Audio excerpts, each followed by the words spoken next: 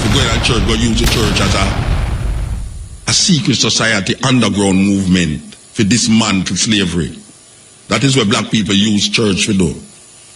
Them time there, when we didn't know, so it's in a slavery. But go in a church, go use the church as underground movement for plan and scheme against this black master for burn down in Plantation and broke up Backland and put in them drinks. Hello ladies and gentlemen, greetings. I hope you all are doing good. Hope you all are doing great.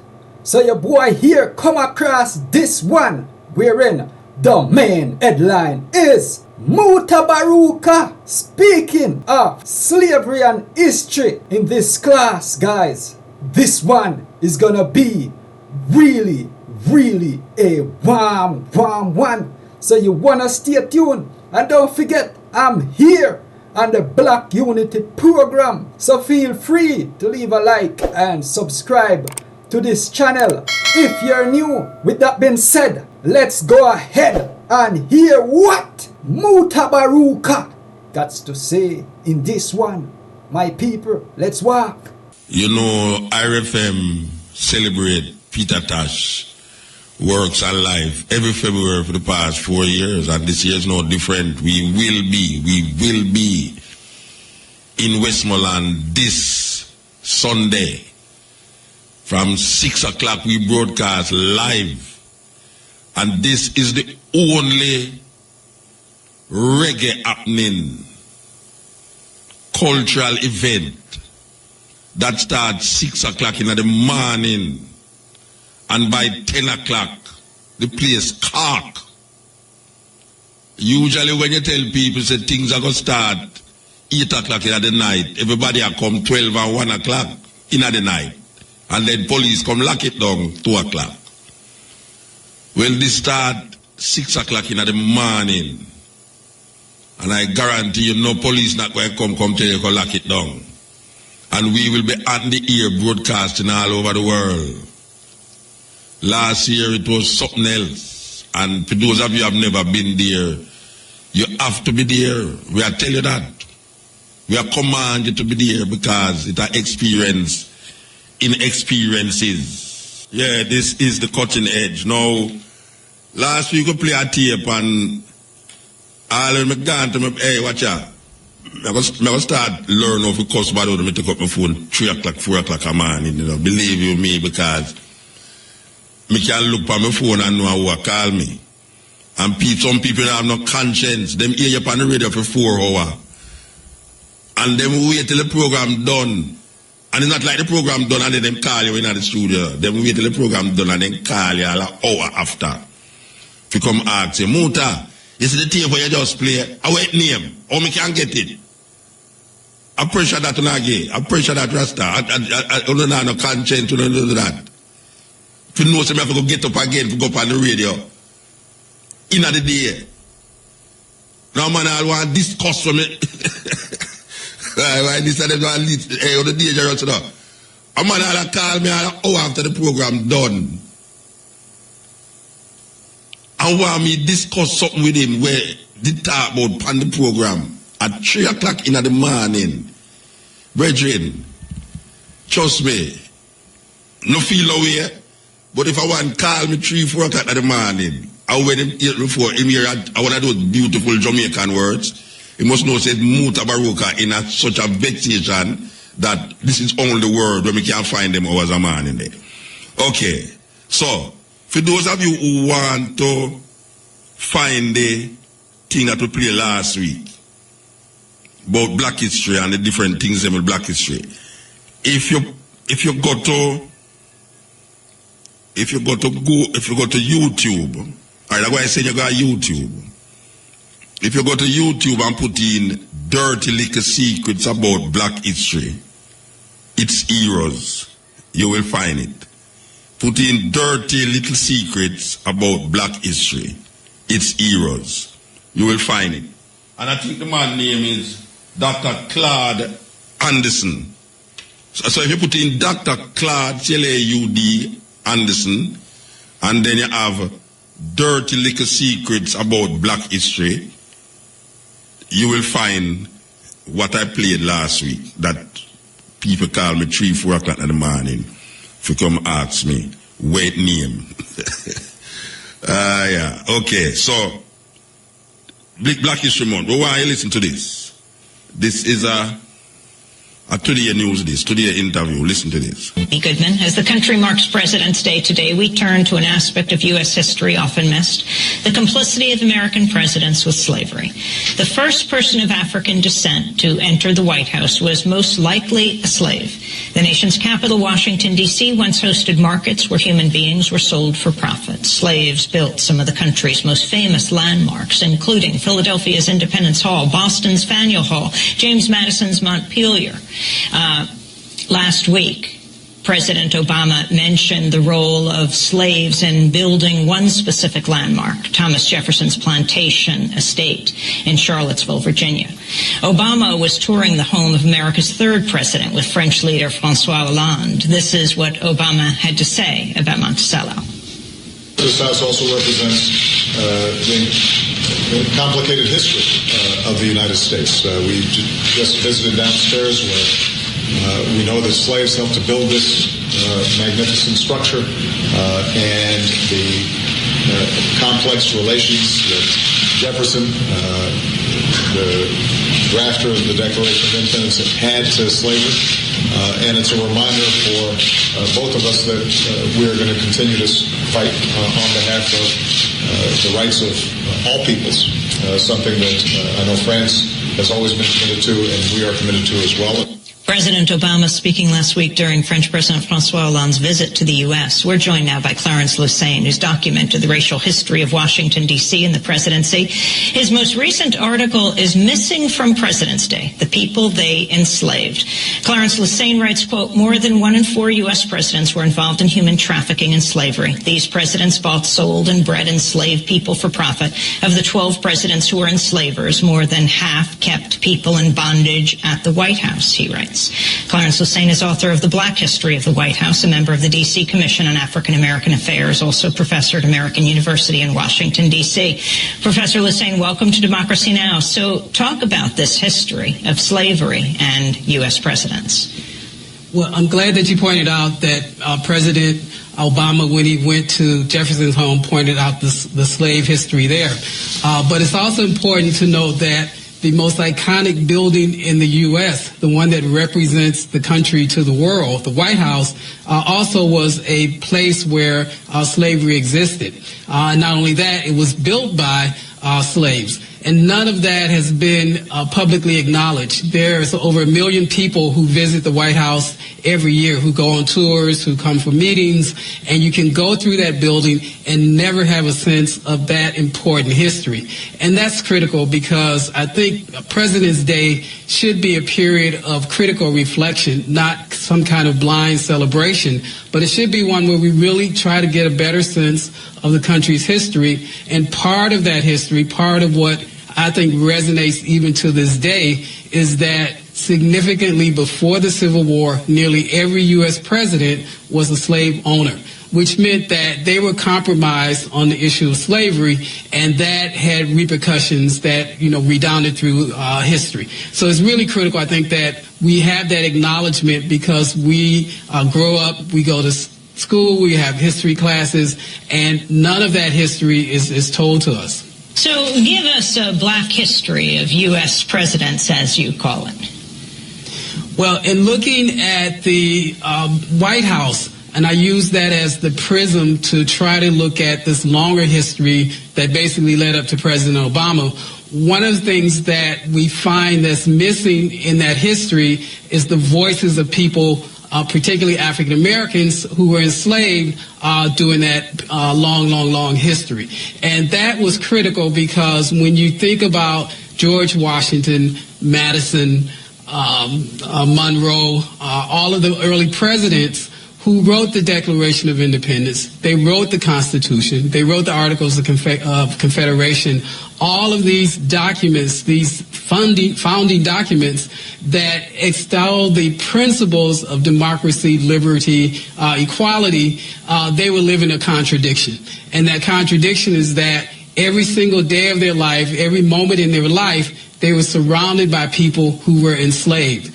Now, fortunately, because of some of the historic records that have been kept, we now know who some of those people were. George Washington, for example, when he was president and his presidency was in Philadelphia, had at least 9 individuals with him who were enslaved. Only Maria Judge, for example, who was a young woman of about 22 who escaped from George Washington. She escaped, this was in 1796 when she found out that Martha Washington was planning to give her away as a wedding gift, and she made contact with the free black population in Philadelphia, was able to escape. Now, this is remarkable because we're talking about a young woman who basically traveled nowhere by herself, who escapes from the most powerful person on the planet, pretty much.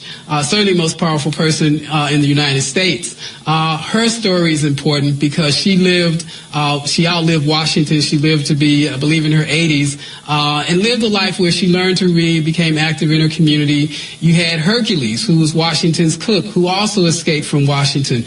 So there are people who were in and around the White House who had stories to tell that are part of that history that we literally were never taught about for all of the years that we took schooling and we took classes in history. And so I thought it was important, and there are others who have written to enter into the historic narrative the stories of these individuals, because they really are critical if you really want to understand the politics of George Washington or the politics of Thomas Jefferson or any of the other presidents who held slaves. Tell us about Paul Jennings.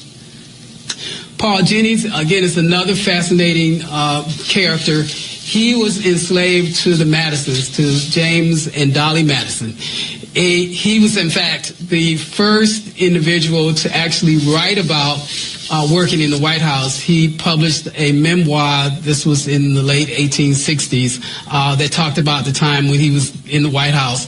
And he was there in 1814. He was there when the British literally were burning down the city, and was part of the contingent of folks who were attempting to get materials out of the White House and preserve them before the British came. So he really had a fascinating history. He was supposed to be freed when James Madison died, but Dolly Madison basically reneged on the deal, so it took him a few years to buy his freedom, which he eventually did. And then he actually came to help Dolly Madison. She fell on hard times. She wasn't wealthy. She wasn't a wealthy person, and she wasn't part of the social elite of Washington. And so when she fell on hard times and her family and friends abandoned her, Jennings would often bring her food, would bring her money, and basically would look after her.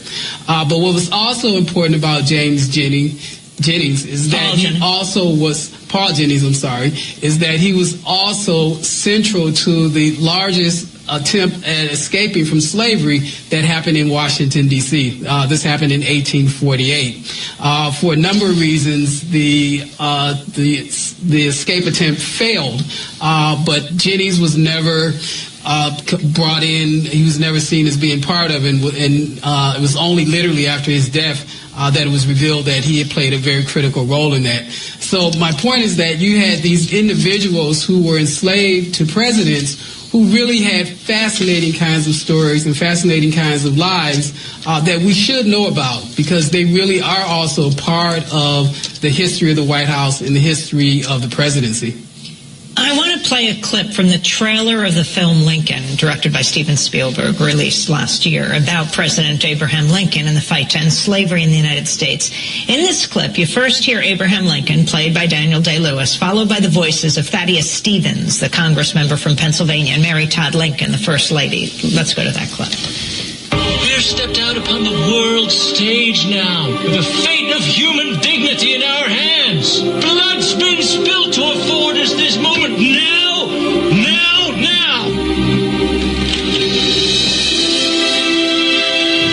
Abraham Lincoln has asked us to work with him to accomplish the death of slavery. No one's ever been loved so much by the people. Don't waste that power. That that was an excerpt of Lincoln. Clarence was saying, talk about Abraham Lincoln and slavery. The Lincoln administration was a turning point in terms of the history of the relationship between African Americans in the White House. It was during Lincoln's tenure that the first meeting took place between a U.S. president and leaders of the black community. This happened in 1862, I believe. Now, this was critical because up until that point, although African Americans, particularly free African Americans in the North, had been organized and had been raising issues, policy issues around slavery, they simply had no access to the White House or to policymakers.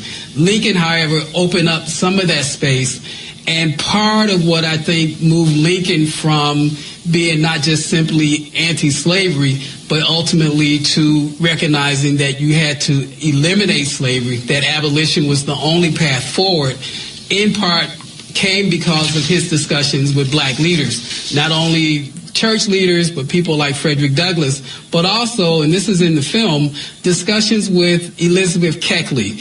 In the film, she's the woman who's often seen with Mary Lincoln. She's played by Gloria Reuben in the film.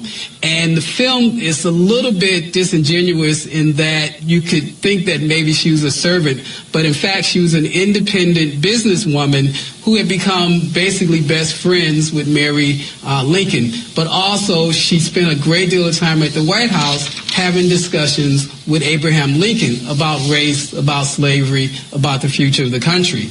And again, her story is important to be told because she, again, was part of a contingent of African Americans who sought to influence the presidency and to address issues that needed to be dealt with. And so the movie Lincoln doesn't quite take you there to show you that side of the people who influenced Lincoln, but it's an important part of understanding what happened in the Civil War and how Lincoln actually got to the point where he said the only way out of this situation is that slavery has to end. Then that moment, that meeting, August 14th, 1862, Abraham Lincoln does something unprecedented. He meets with a small delegation of black leaders, clergy. Right, and at that point, Lincoln had already decided to issue the Emancipation Proclamation. There was some debate about which date to issue it on, but he was already moving in a position where he saw the country's future as a future without slavery. And these leaders that he met with were people who mostly were tied to the black church community, but people who also had ties to abolitionists, to people who were active in other kinds of issues around the country. So that really was kind of a turning point. And since that point, there has been a considerable amount of effort on the part of African Americans to negotiate and to meet with and to lobby not only in Congress, but the president themselves. Talk about the buildings, these iconic structures that kids, adults go to in Washington, D.C. to honor this country, the White House, the Capitol. Who built it? This is really important because I think there may be some sense more generally that Washington owned slaves and Jefferson owned slaves. But I think there's a general ignorance about the role of people who were enslaved in actually building the nation's capital. In 1790, after the country was founded, the Congress passed legislation to build a capital. Washington, D.C. did not exist. And so there was a decision that land that was ceded from Maryland and from Virginia would become the nation's capital, and it had to be built, and it would take 10 years. This is why Washington spent all of his presidency either in New York or in Pennsylvania. But to build Washington, D.C., you needed labor. And George Washington, who was more or less in charge of the project, initially wanted labor to come from Europe, but it was very, very difficult to get people to come all the way over on these really harsh trips to work in basically a jungle. So they basically relied on enslaved labor, which meant cutting down trees, moving rocks, digging holes, all of the harsh labor that had to be done literally to clear the area. but it also included skilled labor, people who were carpenters and plasterers. We know for a fact that both at the White House and the building that became the White House and the U.S. Capitol, there were at least 5 highly skilled carpenters who worked for years to build those 2 buildings. And again, this needs to be acknowledged because it reflects that ongoing contradiction, what President Obama talked about with President Holland, of this conflict between the principles of equality and democracy and the reality of slavery. Now, in the Capitol a few years ago, there were 2 plaques that were put up to honor or to acknowledge the people who were enslaved that built the Capitol. One is on the House side and one is on the Senate side in the rotunda. And in Philadelphia, at the pavilion where the Liberty Bell exists, the new Liberty Bell Pavilion was actually built over the old house or the land where George Washington lived when he was president. There's also a plaque there that acknowledges the people who were enslaved to Washington during the time of his presidency. What we do not have yet, and it actually may happen, is something in the White House that would have that kind of acknowledgement. Final comment, Clarence Lusane, about what you think we should understand on this President's Day. And take it all the way, you write about Teddy Roosevelt. Yeah, I think that the most important thing is to understand that there's a long and rich history of African Americans in the White House long before President Obama. And all of that history tells us a great deal, I think, about the current situation we face, where we continue to see racial disparities and racial discrimination pretty much across the board. The story you did earlier about the shootings in Florida, for example, I think in part reflect an unawareness of this history and the degree to which the country still has not acknowledged and reconciled this past.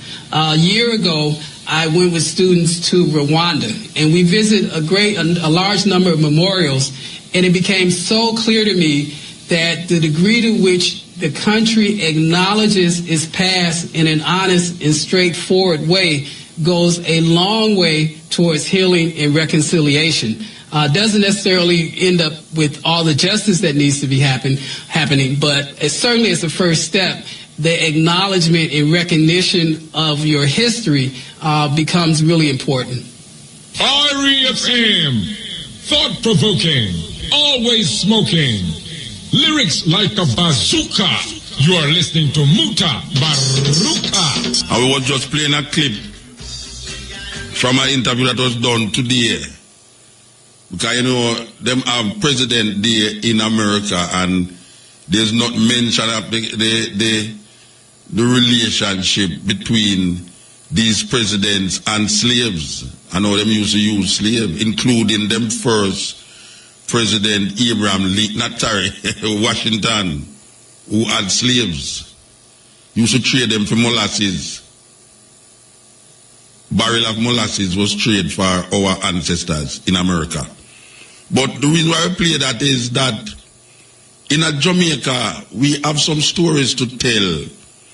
And we're talking about outside of Paul Bogle, outside of the usual George William Garden, Sam Sharp, you know, the usual things we hear about them people, the nanny who fought.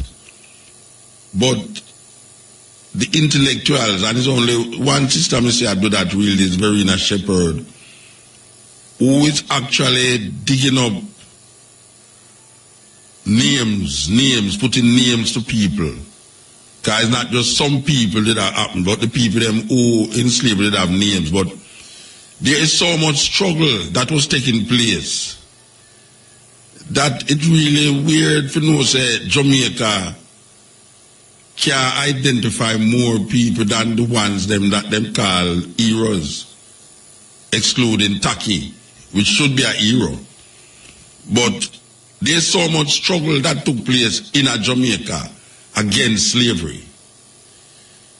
That is just weird that we should have just, it's not that we don't want to talk about it, but we know about Paul Bogle, and we know about Sam Sharp, and we know about Nanny, and we know about all of these ones, but there's so much more that took place that there should be some study and some what we call serious digging up of some other people who fought and struggled in this country for really make the Europeans them recognize that slavery wasn't going to last forever. And let no one tell you anything different. Them was losing money why them come to the decision to abolish the slavery. It's not good heart. Them never just all of a sudden get good heart. And we know you have people in England who was against it. But it's not because those people that are against it why the people them declare it to abolish it. It was the struggle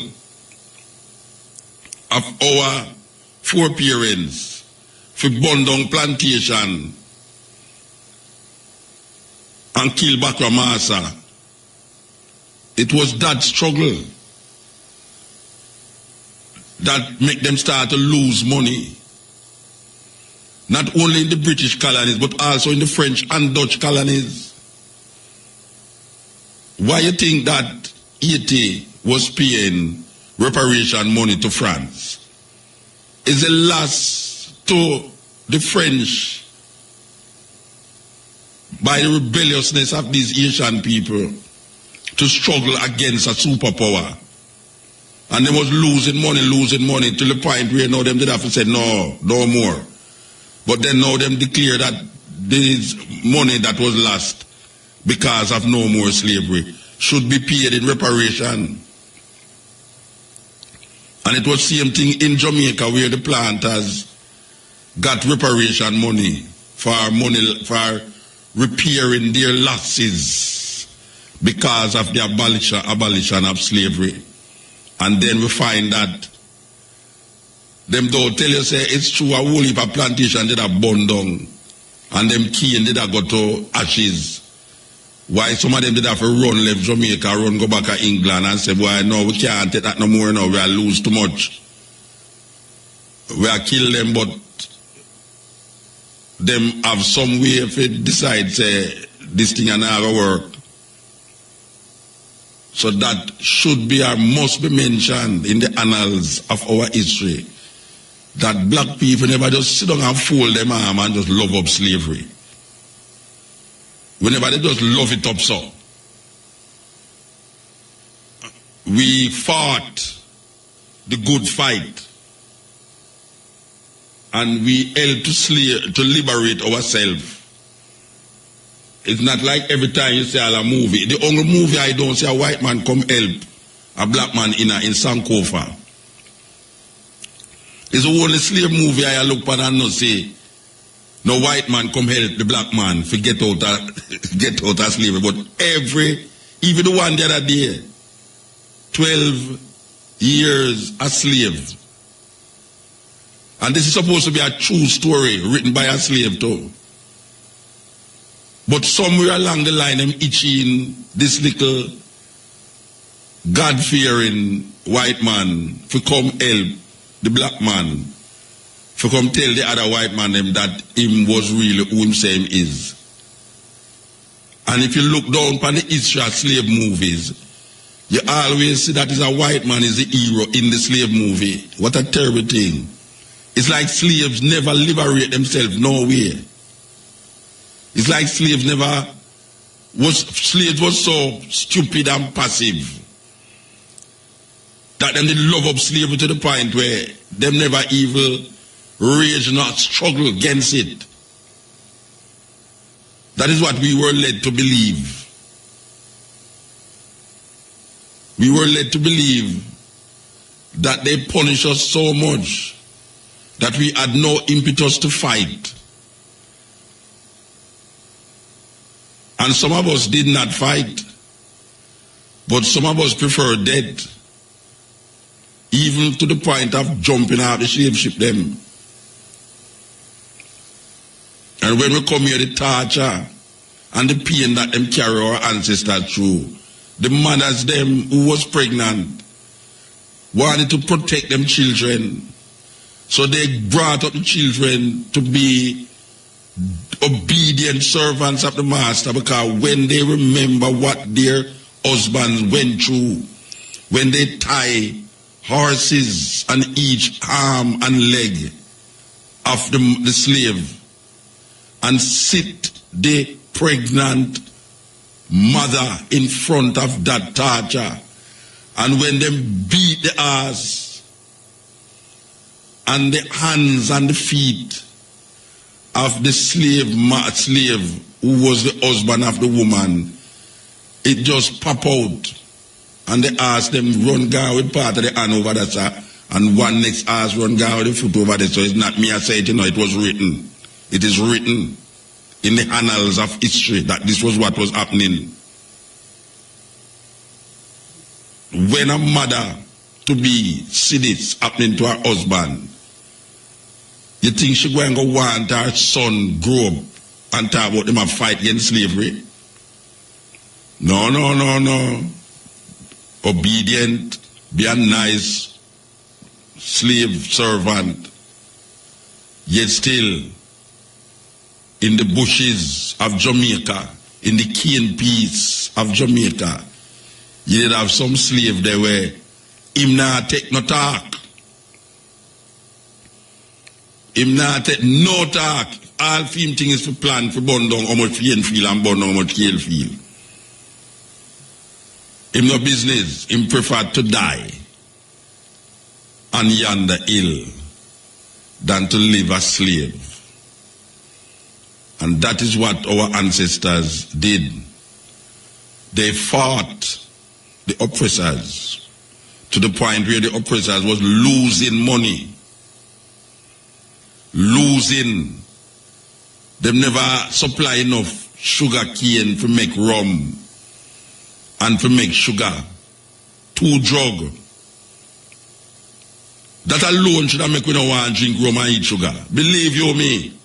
Just the idea that it is because of this need for rum and sugar that perpetuated slavery in this part of the world, in Jamaica. We could talk about Jamaica. The continuous effort by the slave master to produce rum and sugar, because the Europeans were so addicted to this drug. Because the two of them is a drug. Sugar is a drug, rum is a drug. They wanted the more and more and more, and the more they have to be producing more and more and more. And there come a time when they wasn't producing enough to satisfy the market, to make a profit, because there was too much burning down a plantation a going in a Jamaica. Taki start a fire in a St. Mary and it end up in a Westmoreland. Taki, the same man from St. Mary there, it start a fire in a St. Mary and it burn go straight out of Westmoreland. Him cause other slaves to come rise up, who the things to them so passive that them never rise up. Taki, rebellion, instill in a whole heap of house slave, that them should be slave no more, but it's better for them burn down the house and run away, because them never have nowhere to live in anywhere. Them never own no place in anywhere. So the little scraps where them a get from back a master in the house. Taki come show them, say, watch a man. And that to not satisfy with. It's freedom or death. Freedom or death. That is the cry. Paul Bogle out of Moran Pine say, color for color, black for black. Them no want to say Paul Bogle is ball out that. Paul Bogle say, color for color. I just saw him at seat. This is a deacon. Or them say Paul Bogle, the deacon, who used to go to church every Sunday. Go preach. When him start to rebel, him say, color for color. I just sweat God. And take a bun place from left to right. And make other slaves say, hey, that go on, it look like freedom then here now. Make a bun down the house here and run. And from St. Mary to Westmoreland, fires was blazing in the night skies. And the guys them was fretting. And in England them sit and counsel and say, watch a man, this thing I get away. And then the other people say, but you say, I tell you no, it's an inhumane thing. We should stop this thing. But if them never did a lose, if them was losing money, but if them never did a lose, if them was losing money, no Wilberforce and no Quaker could have stopped it. Them could have tell you about Wilberforce little more in our history. Because when we are going to school at Wilberforce, we hear stop it. And the Quakers. Them could have tell you about Wilberforce little more if Wilberforce was Jesus Christ himself.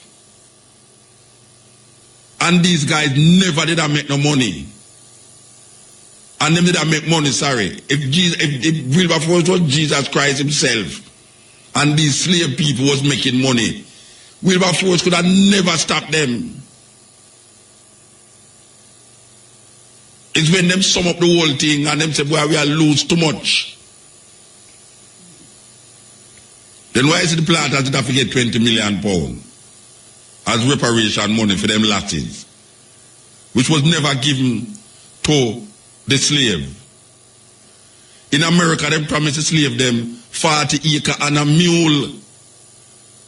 How much American black people right now own 1 acre land in America? Them promise black people 40 acres and a mule in America. Right now, the 40 acre there, if you multiply that from then time, it would have be the whole of America. And if you multiply a mule, you know, it would have be many Mercedes Benzes. You think it's a joke? What did they promise the slaves in Jamaica? Nothing. So what do you think we do? We have to fend for ourselves, you know.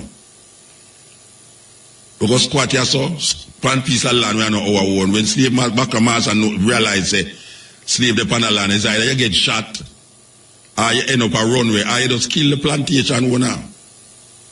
And that's what it there. You just go rob him. Because what you going to do now? You can't go plan nothing. Because none of the land under yours is either the Crown land or Bakramaza land. Mr. McIntosh, Mr. McGregor, Mr. White, Mr. Brown. I feed them land. So when them say them free you for do what? For what? Where? Because they never take you up partnership and carry you back to Africa. That was desirable. Them could have repatriated it. Them could have said, well, we're free now. We're going to have some sheep, we're carrying them back to Africa. No. Them have we run up and down from Westmoreland to Moran Point. From Negril to Moran Point. I try to figure out where we're going to get. Or we're going to sustain ourselves. And we have to go back to the same slave master and ask him for work. And hope say him will give a little food. And catch up a little hut on the top of him little land. And work there from sunrise to sunset.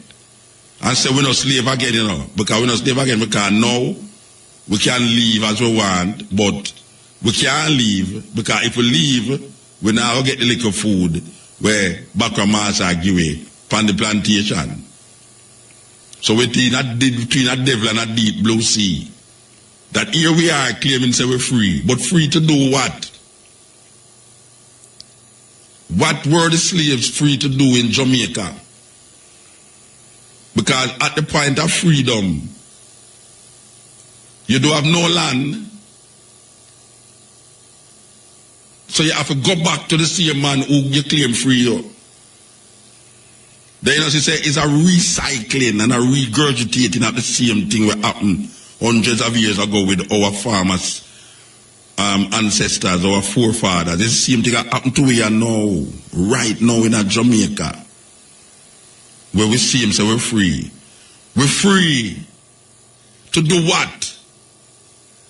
Then you see the slave master them control the little house, both slave them.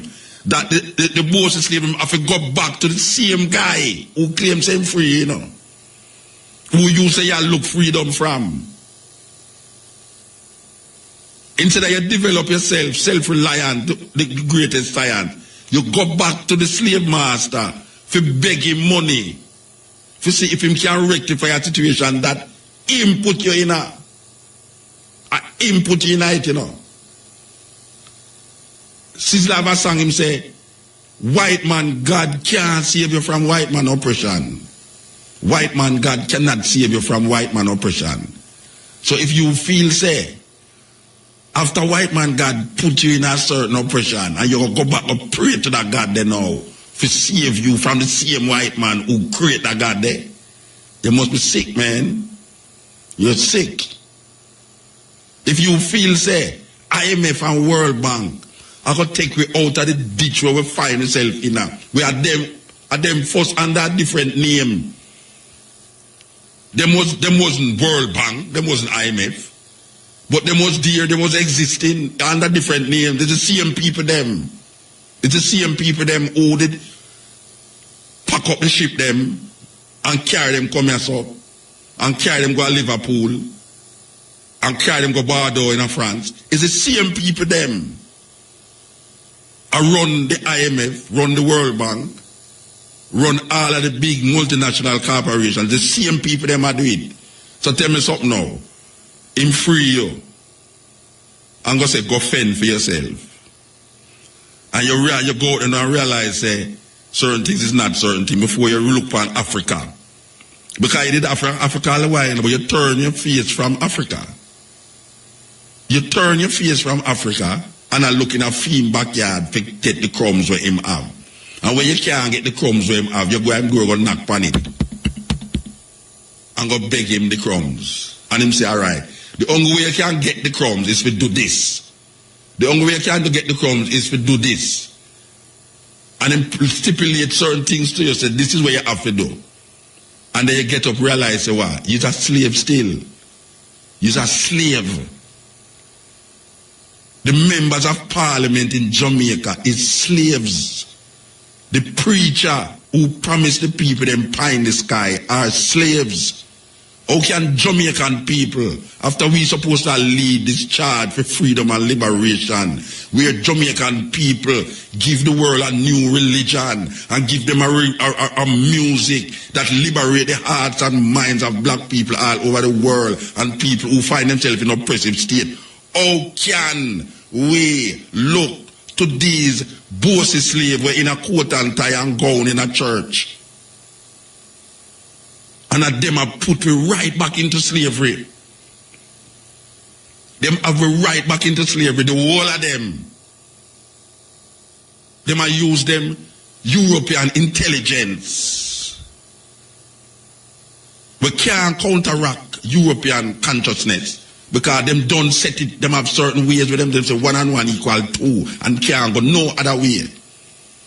And you have to come out of that box if you realize about wait. You can do it a different way, no? You can do it a different way. But what? Them afraid to do it a different way. Because the guy them have them in a some vice. You know what name vice? Them having a vice, man. But them just turn the thing and turn it and just tighten it by you. And then you hear them say, well, you know, say, the IMF, you know, we have to get some loans and then they will stipulate certain things that we can come out of the problem we're having. And you see now, we have passed the test, therefore the economy is back, is going on the right track, and we passed the IMF test too. Meanwhile, back at the ranch, the slave is still wallowing in the pig filth and loving it. Because there comes a time now when evil, the squalor of pigs, is beautiful to the guy who don't know nothing about beauty. And most of we are slaves, so we not get used to beauty to the point where we can say this is beautiful. We either the walla walla and them put we in it. The boss slave them, the house niggers. Them call them the house niggers.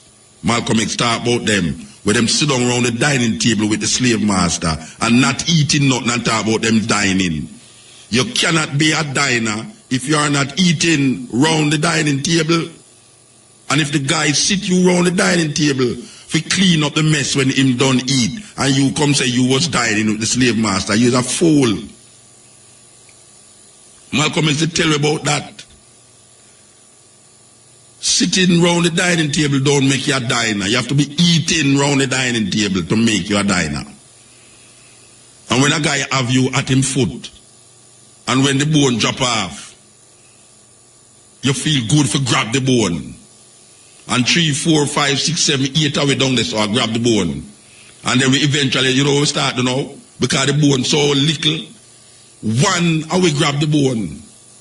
And the other 4, I will go fight off the little one who have the bone. Forget piece of that bone there. Because the one who get the bone, nag you and none of that bone there, because I'm so glad for the bone and consider that a slave master bone. So the other 4 niggas were down there, so I will fight that one, forget the bone. So it's a bone thing I go on. And slave master, it's a weird say the bone drop there. Because sometimes him deliberately drop a bone if you see what's going to happen. If you see how much of the nigga them down there to kill one another. Yeah man. See they will drop a next bone down there. See that one they couldn't get the bone, so guess what? Him take the knife off of the table and stab that one there. And take away the bone from him.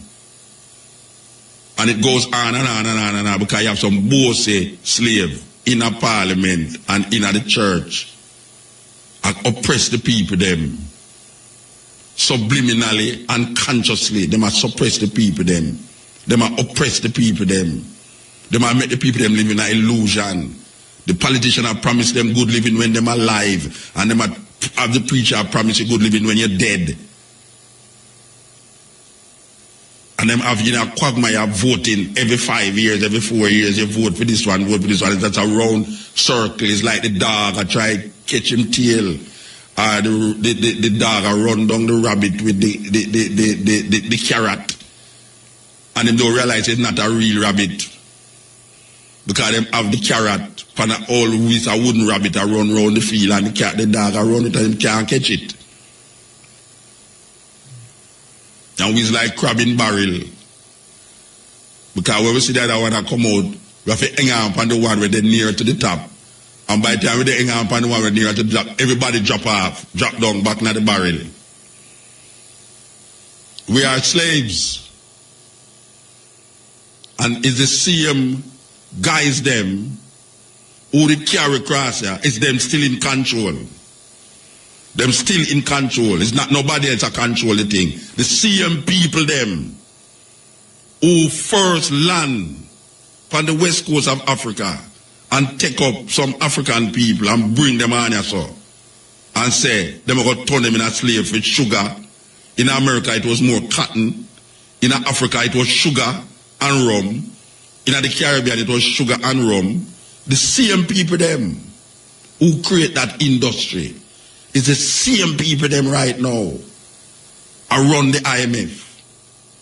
And the same people them around the Chase Bank and the International Corporation them and the gas, BP and Wall Street and London Stock Exchange and all of these places. It's the same people them around it.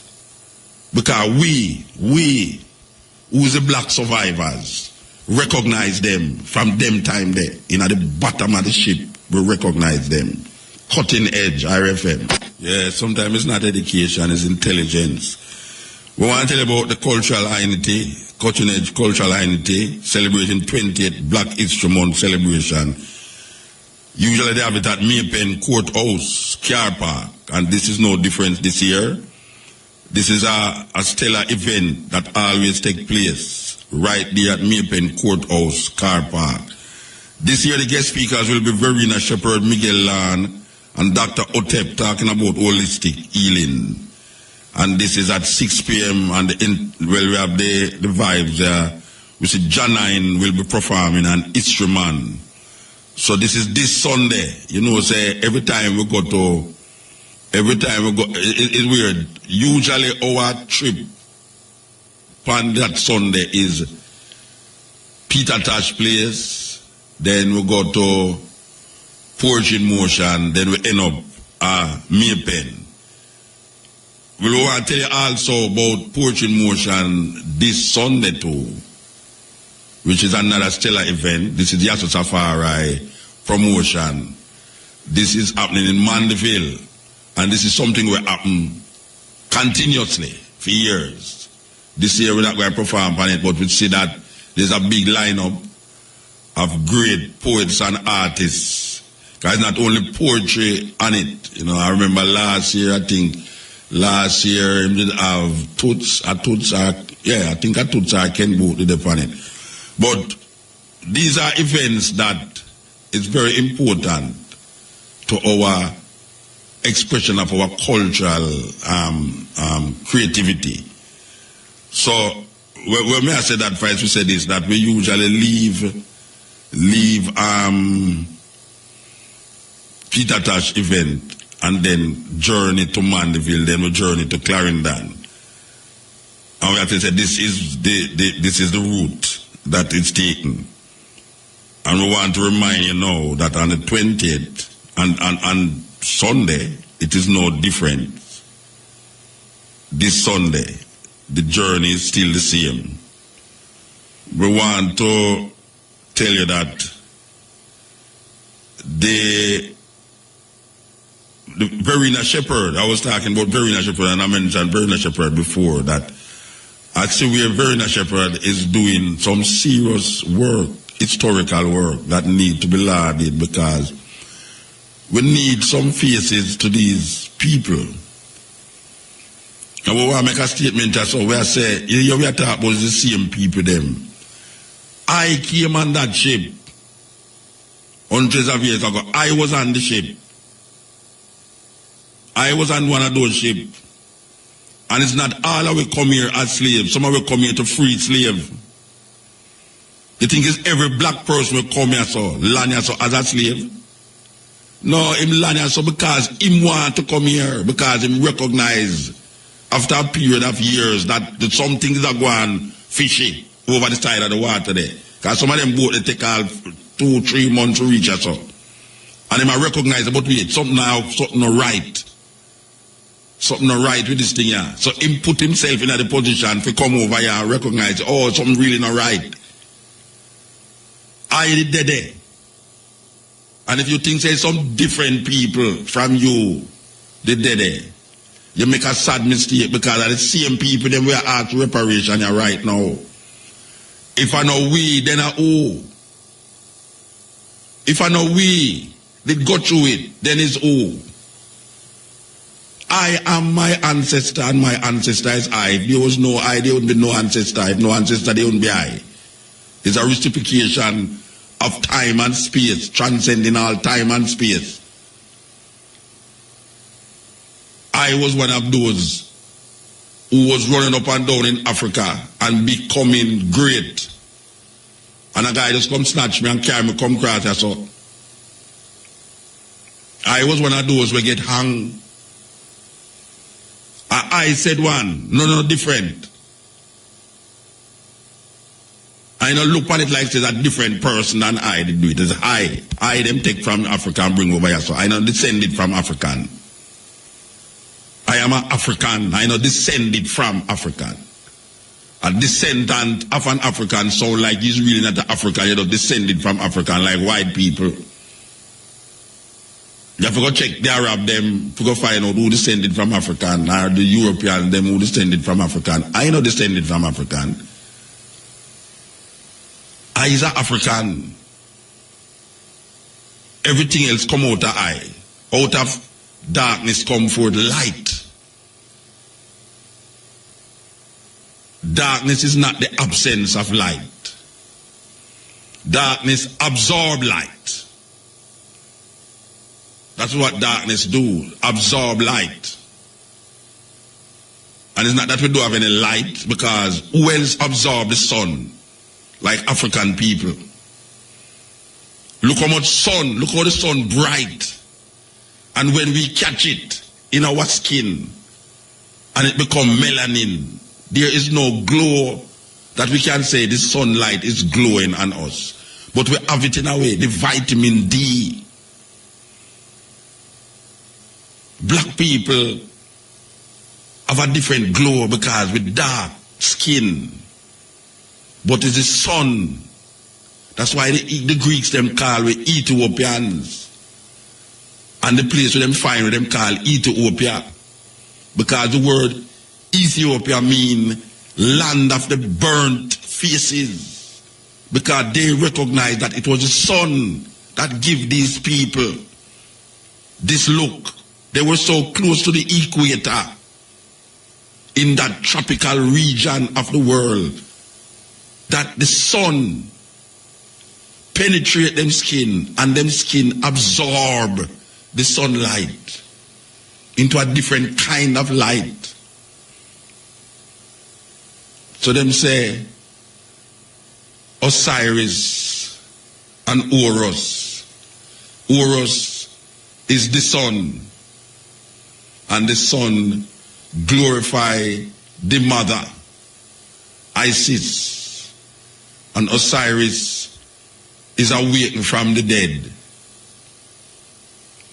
Yet he was not dead. I never dead. I was here before and will be here all the while. But if you kill I today, you can't kill I tomorrow. Don't feel no way. It's my words them. It's not Bujubantar words. It's not Bujubantar words. It's fair words Bujubantar take. It's that I take Bujubantar. You kill I today, you can't kill I tomorrow. Today you laugh, tomorrow your sorrow. Today you laugh, tomorrow is your sorrow. So don't feel if you kill I today, you can't kill I tomorrow. You make a sad mistake. I don't dead twice. So, we must recognize how important it is to understand the concept of indoctrination and how indoctrination runs deep in our psyche to the point where we start to use what we learn as benchmarkers for what we want to know. So we have a thing around the corner named faith. And we believe what they tell us, even though we did not investigate what they say to us. But when we start to investigate what they said to us and what we believe, we recognize that it only helps to keep them in power and keep us in subjugation. Powerful people will never educate powerless people in what it means to take the power away from them. Because the aim of powerful people is to stay powerful by any means necessary. And when you have power given to some bossy slave, them even worse than the slave master. Worse. Worse-ara, according to Miss Lou. Them worse-ara than the slave master. When you say you give some niggers power, why you think say so much youth join police force and then now them have power because them have gun and them have a uniform to back them? Why you think them just no care? Because them have something named power to back them up. Why you think a youth, a 16, 17, 18-year-old youth, go in a garrison and get a gun and a dance, use a gun and go hustle? That youth, they feel them have power because that gun there, the phallic symbol, give him a certain power. Him feel almost like a Superman.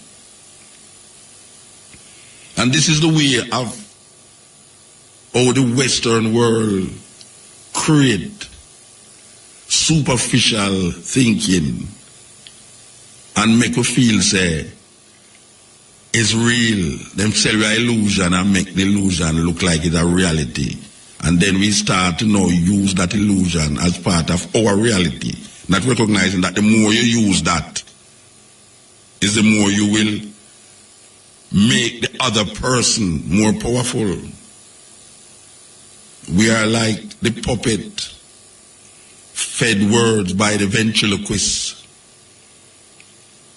Because sometimes you miss the mouth that is putting the words into the puppet's lips. So you only see the puppet speaking, not recognizing that the puppet is a puppet. He has no power to speak if he's not given the words in his mouth by the ventriloquist. But you forget that is a ventriloquist giving the puppet the words, because you're not noticing the ventriloquist, you're noticing the puppet. So when the ventriloquist says something, you don't watch the ventriloquist, you watch the puppet, because the puppet is what you think you are hearing. That is illusion. And that is illusion with themselves. Because they are ventriloquists putting words and putting actions in our minds. And we regurgitate these actions believing says we are do it. Which is really we are do it, but not consciously. Subliminally we do it. Not recognizing that most of the things them that we do, say, think, and believe in is coming from the ventriloquist. What a terrible thing. We are all controlled by the ventriloquist. And what is this ventriloquist that we speak of? You figure it out. You figure it out. Emperor Haile Selassie said, until the philosophy that all one race superior and the other inferior. I'm talking about a philosophy. And the black people might talk to, you know. That speech was spoken to not black people. But him say, until the philosophy that all one, there's a philosophy that all one race superior, until the color of a man's skin is of no more significance than the color of his eyes. It's not I set up that. It's a group of people set up that philosophy. So, I couldn't I talk about or talk to. He might talk to a group of people who know say them set up a system, and until that system is crumbled, we Africans, him include himself in it. Him say we Africans will fight if it is necessary, because we know we are confident in the victory of good over evil. There's a disregard for human beings in this philosophy that Haile Selassie speak of. And Haile Selassie direct him attention and him words to a specific thing that is happening to African people. Because I have no philosophy that all one race superior and the other inferior. I have no philosophy like that. Haile Selassie has no philosophy like that. This philosophy that all one race superior over the next one and the color of a man's skin different from the color has been perpetuated by the same people them who carry from Africa come over here that say he's not human being, that in America you couldn't vote because he's 1/5 of a human being, that them used to lynch and take with peanuts, put it in a buckle and carry it home as souvenir. This is the philosophy we are talking about. Haile Selassie talk about until that day. Can we look on the philosophy and we see it still exists, you know? And we still have to fight it. We still have to fight that philosophy. We Africans have to fight because we have confidence in the victory of good over evil. A guy try to turn around his talking like say, him want to tell me, black people who never take nobody from them land and bring them come nowhere. And Haile Selassie come recognize that there is a philosophy that a whole one race superior, that is a philosophy that a guy want to turn it around and make it sound like say, It's me I Selassie I talk to. I never create that philosophy against African people. His Majesty is recognized himself as an African and I talk to some people who know, say, look at them create this thing here, you know, and look at, we don't better fix this thing here, you know, because until that day, if we don't fix it, we Africans are going to fight. Bob Marley come turn it around and say, a war. Bob Marley call it war. It's going to be war if it don't fix. His Majesty said, we will fight. We're going to fix that. And I create that. I want to create that and I must fix it. But you have some bossy slaves who are maintain it. Because they put the bossy slave in them big place like church. That guys have to go in a church, go rectify certain things like Paul Bogle, like a whole heap of the leaders them in America. They have to go in a church, go use the church as a secret society underground movement for dismantle slavery. That is what black people use church for do. Them time there. When we didn't know, so it's in a slavery. But go in a church, go use the church as underground movement for plan and scheme against this black master for burn down in Plantation and broke up back and put in them drinks. And that we used to do. Yeah, this is the Cutting Edge and IRFM. You know, we are celebrating Black History Month. And here we just talk about ancestor. And I said to you, you kill I today, you can't kill I tomorrow. I am my ancestor. My ancestor is me. I was looking for a song to try to bring across this understanding, because I know some people out there go there get confused. I say, I talk about him did in a slave ship and him did this. I kind of madman that man really. People usually label me that way when they can't understand what I say. People say, I'm mad boy, man, madman, man. I walk up and down barefoot. They never realize I'm barefoot until me say something with them not agree with. It's really weird. If there a guy that agree with me, they realize if they don't wear shoes, so if you use the shoes, not wearing shoes now with what me say we not understand, and then start to complicate for in mind. Well, I want to play this song here from one of my favorite groups of all time. We had the opportunity to do a show with them. We want to play this song for make you say, where we are saying it's not a mad thing, because you have people out there who think the same way too. You understand? Mutabaruka is not unique in his thoughts and thinking. So listen to this song, you know. It named We Are the One, but here we are the one of what? Listen to this. Slavery is a system of forced labor that has existed throughout the world for thousands of years. In America, slavery began in the 17th century when people in Africa were overpowered and forced to leave their native land, their culture, and their families behind. Europeans and others did not simply march into Africa and just take people off. I mean, there were battles, there were wars that were lost, you know, by the British, by the French, by the Portuguese, as well as those which were won.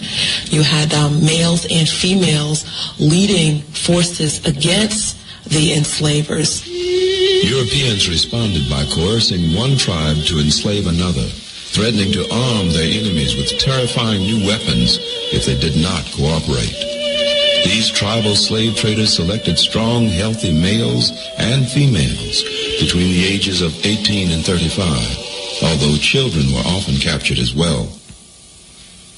The African captives were chained together at the ankle or wrist, or linked at the neck by a wooden yoke. Once bound, the captives embarked on a grueling march, sometimes as long as 600 miles to the coast, where European ships awaited them. Many perished from the rigors of the trip. Others resisted their captors and were killed. The Atlantic crossing took from 4 to 8 weeks. Men, women, and children were crowded into tightly packed quarters. The ordeal was so demoralizing that the Africans often sank into a deep depression. Some chose death rather than to endure the degradation.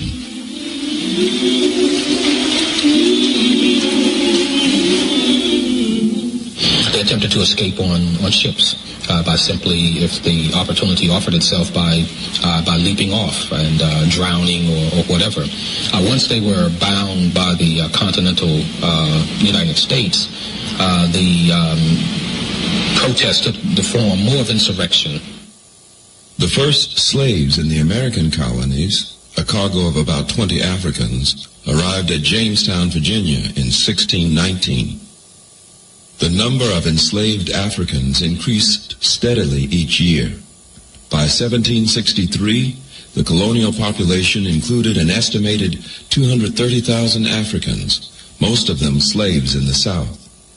A slave was someone who could be forced to work from the age of 8, 6, 4 even, long hours at tasks that someone else decided. A slave was a person who had no right to a vacation. A slave was a person who had no rights to wages. A slave could have no property. A slave could not marry. By the late 18th century, the textile industry had entered a period of rapid development in both England and in the northern United States. This growth created a tremendous demand for selling cotton. In 1793, Eli Whitney developed the cotton gin, a machine that cleaned cotton 5 times faster than manual methods. As a result, more slaves were needed to pick and haul the cotton. By 1860, there would be 4 million African slaves in the United States. This enormous population of slaves was owned by a small group of the wealthiest and most powerful whites in American society. As African slaves toiled in the fields, laws were created to enforce their low status. They were prohibited from participating in lawsuits, from owning property or firearms, and from possessing alcohol. Most states did not recognize slave marriages and often prohibited slaves from learning to read and write. The treatment slaves received from their masters varied tremendously. Some owners were brutal sadists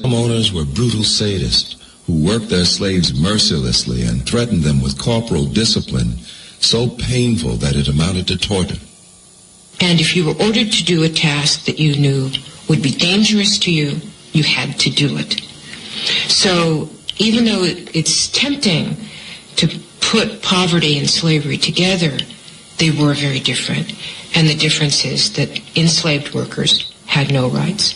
A slave had no protection from this mistreatment because the law considered a slave another man's property, not a human being.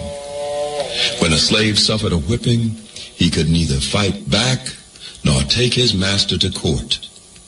Slaves developed an independent culture unknown to their masters. They spun fantastic spoken narratives that passed from one generation to the next.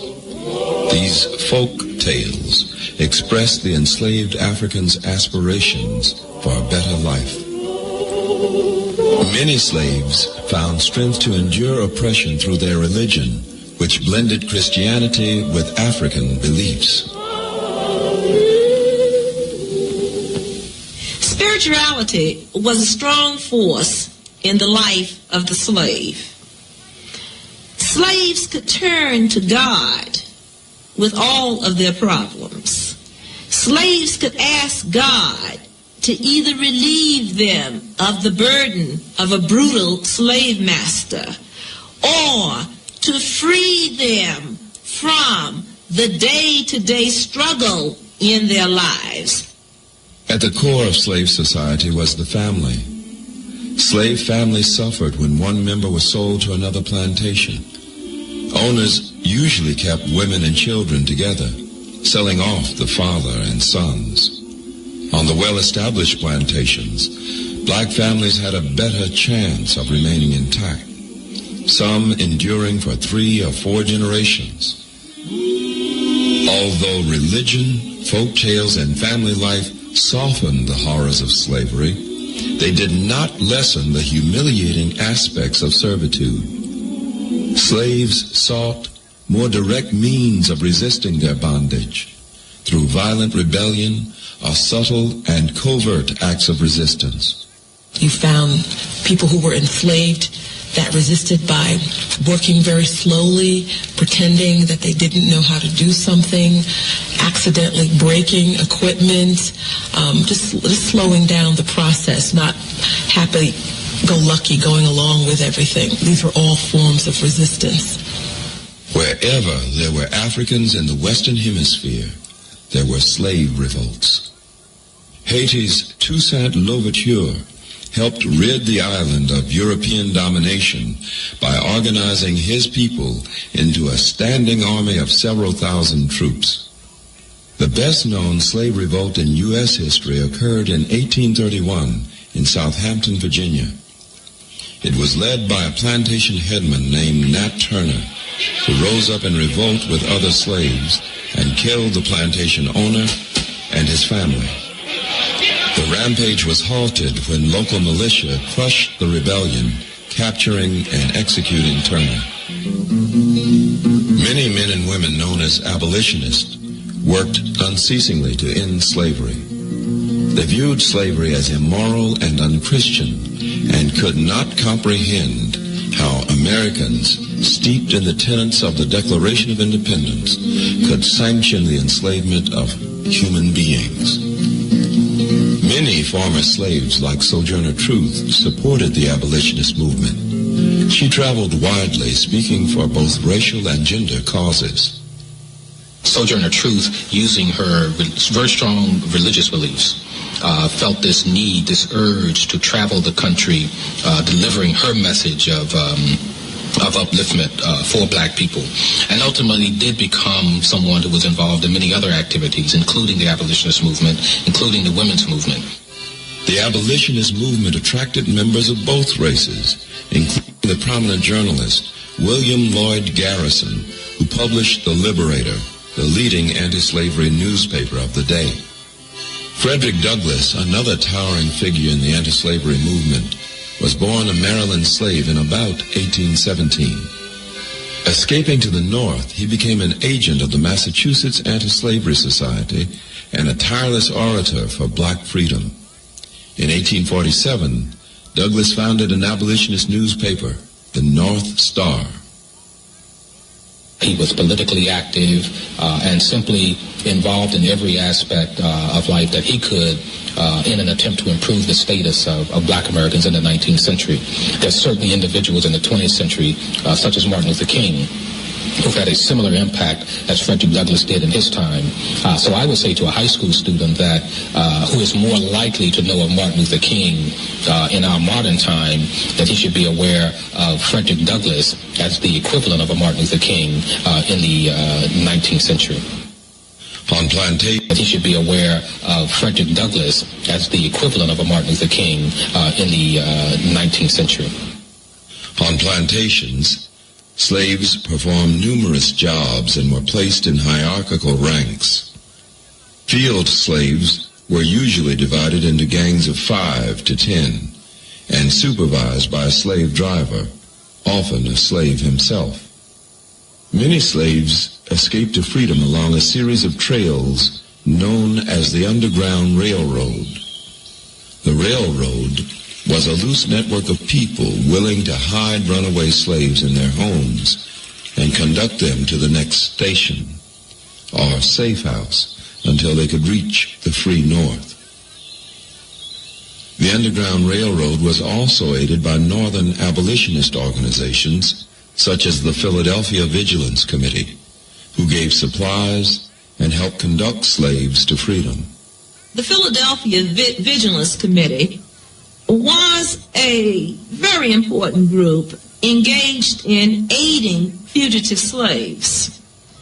It was a group that had operated from the late 1830s into the early 1840s, and it was comprised of fugitives as well as free blacks and white supporters. It was a group that aided the Underground Railroad, and their primary job was to aid fugitives with food and clothing and money and to direct them on to other places. Pursued by angry slave masters and bounty hunters, the route for escaped slaves was perilous and hard. Many did not survive the hardship or were caught and returned to their masters. The most famous guide on the Underground Railroad was Harriet Tubman.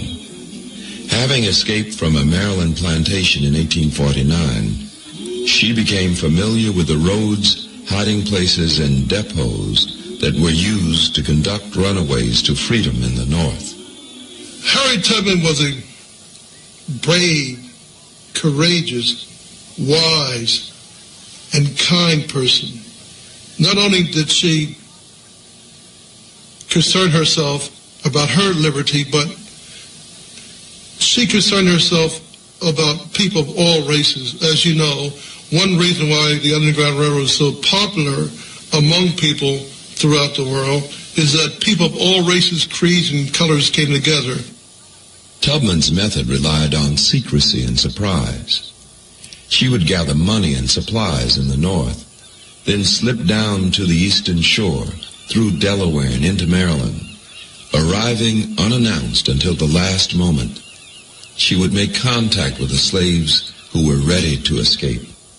She would simply appear on the eastern shore, and the word would be quickly spread to all of those who were determined that they would be free, where they should meet her at the appointed hour. And of course, those who chose freedom met her there and embarked with her on the trek to freedom.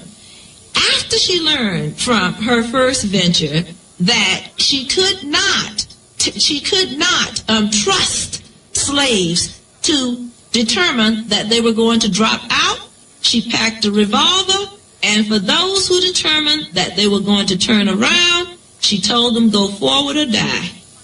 To avoid suspicion, Tubman sang traditional slave spirituals to relay coded messages to slaves.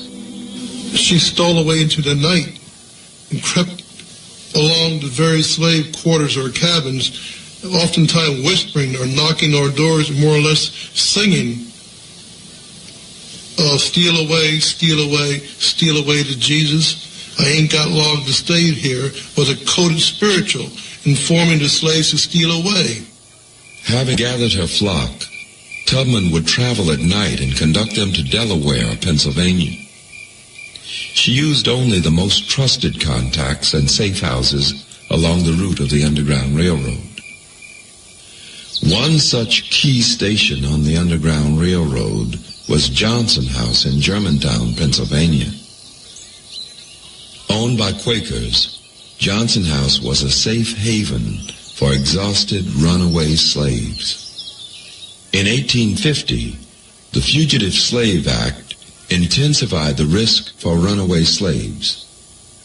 Under federal law, any Negro accused of being a runaway could be returned to slavery by the sworn statement of the slave's owner.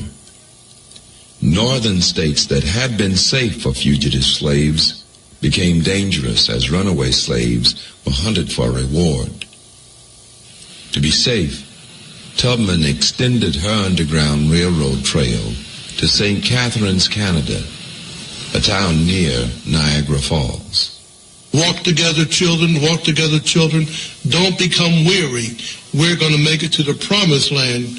I have shoes, you have shoes, all God's children have shoes. When you get to heaven, going to put on their shoes and walk all over God's heaven. Heaven was a code word for Canada.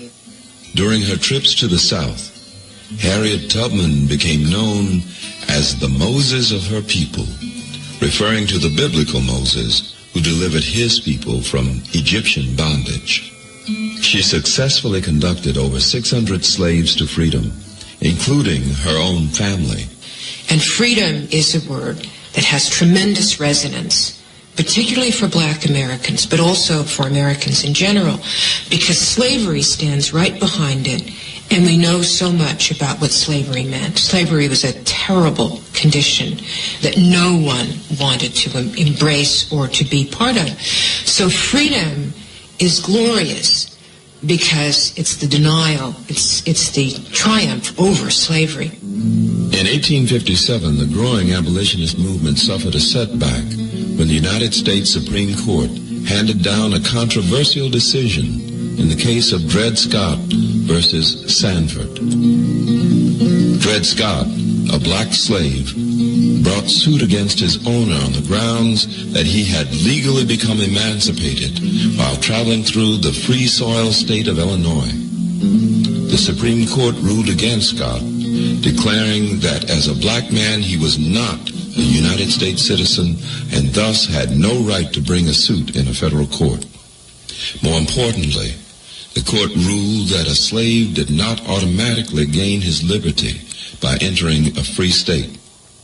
The legal system was available to African Americans to a certain extent, which means that they could pursue their grievances through the courts, but it did not mean necessarily that the courts would be sympathetic to their interests or that fairness would be the issue. 2 years after the Dred Scott case, an abolitionist named John Brown organized a plot to free Southern slaves through armed intervention. In order to secure sufficient weaponry, he led a raiding party of 13 whites and 5 blacks into the federal arsenal at Harper's Ferry, Virginia.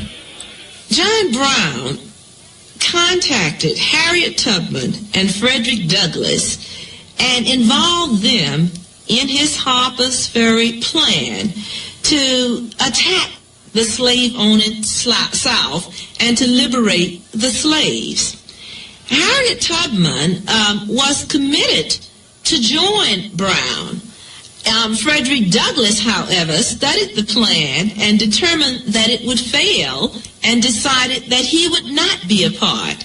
Harriet Tubman would have been with John Brown at Harper's Ferry had she not become ill at the courts would be sympathetic to their interests or that fairness would be the issue.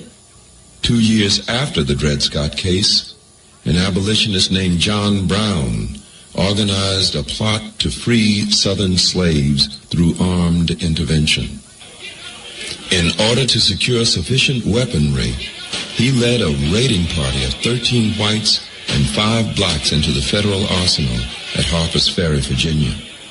John Brown contacted Harriet Tubman and Frederick Douglass and involved them in his Harper's Ferry plan to attack the slave-owning South and to liberate the slaves.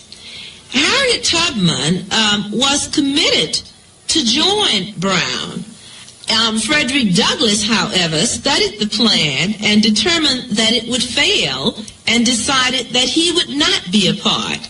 Harriet Tubman would have been with John Brown at Harper's Ferry had she not become ill at the time. Brown wrested control of the armory, killed the town's mayor, and seized several hostages before he was captured by federal authorities and hanged 2 months later. In 1860, Abraham Lincoln was elected the 16th President of the United States. He opposed the expansion of slavery and his victory threw the South into revolt. By March of 1861, 7 states, Alabama, Florida, Georgia, Louisiana, Mississippi, South Carolina, and Texas, had seceded from the Union to form a coalition they called the Confederate States of America. The Civil War began 1 month later when Confederate gunfire sounded over the federal stronghold of Fort Sumter in South Carolina. Lincoln responded by issuing a call for 75,000 volunteers to man the Union Army. Some historians argue that economic issues were of utmost importance in the causing of the war. Many historians, though, have come to the conclusion in recent years that slavery was the key issue which caused the Civil War. At the heart of the Civil War was the issue of whether or not the slave states were going to be able to maintain their status. The abolitionists presented the president with two demands: the right of freed blacks to fight with the Union Army and the emancipation of the slaves. The abolitionists were the men and women, black and white, that wanted to abolish or to end slavery. Many of the abolitionists were in the North, and they fought for many years to change the system that the country had accepted. I'd like to add also that for women abolitionists, speaking in public was tremendously courageous. That the early 19th century was a time in which women did not generally speak in public. It was not considered the thing to do for respectable women. Eventually, Lincoln acceded to both demands. Nearly 185,000 blacks fought valiantly during the Civil War, and about 38,000 of them gave their lives to the Union's cause. In December 1862, Lincoln issued the Emancipation Proclamation, abolishing slavery. The war's end in April 1865 brought freedom to nearly 4 million slaves. Freedmen, as both males and females were called, celebrated throughout the South on plantations or at crossroads between them. By word of mouth, news of the Emancipation Proclamation spread, I believe, like wildfire throughout the Confederacy. The ability of African Americans to transmit messages before the Civil War, during the Civil War, is legendary, and this was another example of that legendary ability to communicate. In December 1865, Congress passed the 13th Amendment to the Constitution of the United States, guaranteeing the hard-won freedom of African slaves. It stated, "Neither slavery nor involuntary servitude shall exist within the United States." Emancipation throughout the South was followed by a period of intense confusion in which blacks made the dramatic transition from slavery to citizenship. At first, a number of slaves decided to walk about, as the expression was in that time, to test freedom, to see what it really meant. But they soon discovered that life meant more than just having simple freedom without economic support. And so many were forced to go back to the old plantations and to contract with their owners for work. In 1867, Congress, fed up with the pussyfooting of the president, who was then Andrew Johnson, a slaveholder from Tennessee, and a man who had been Lincoln's vice president and who ascended to the office with the assassination of President Lincoln, passed the first Reconstruction Act in March of that year. And that placed the 10 of the 11 states of the Confederacy, the Fighting South, under military rule in 5 districts, and annulled the governments of those states. This Reconstruction ushered in an era of reform, but did not alter the economic disparity between the former slaves and their masters. The South complied with the dictates of Reconstruction only because the military now occupied their territory, enforcing the new laws. As part of this revolutionary pattern in the South, Congress extended the right to vote to all free men, thus granting formerly unheard of power to the blacks.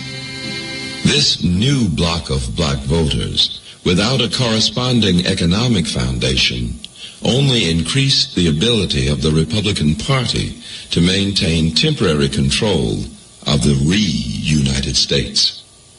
After the Reconstruction, government failed and the Northern soldiers were pulled out of the South. Violence increased in the South. Groups like the Ku Klux Klan were attempting to take away the rights that had been gained by African Americans. One of the things that I think young people today should be aware of is the range of extremely important contributions that African Americans have made to American society over the years, and that they've been able to make these contributions in the face of overwhelming odds. They have fought for rights which had been denied them, and which we now have available to us, and which quite often, quite frequently, we abuse, we don't take full advantage of.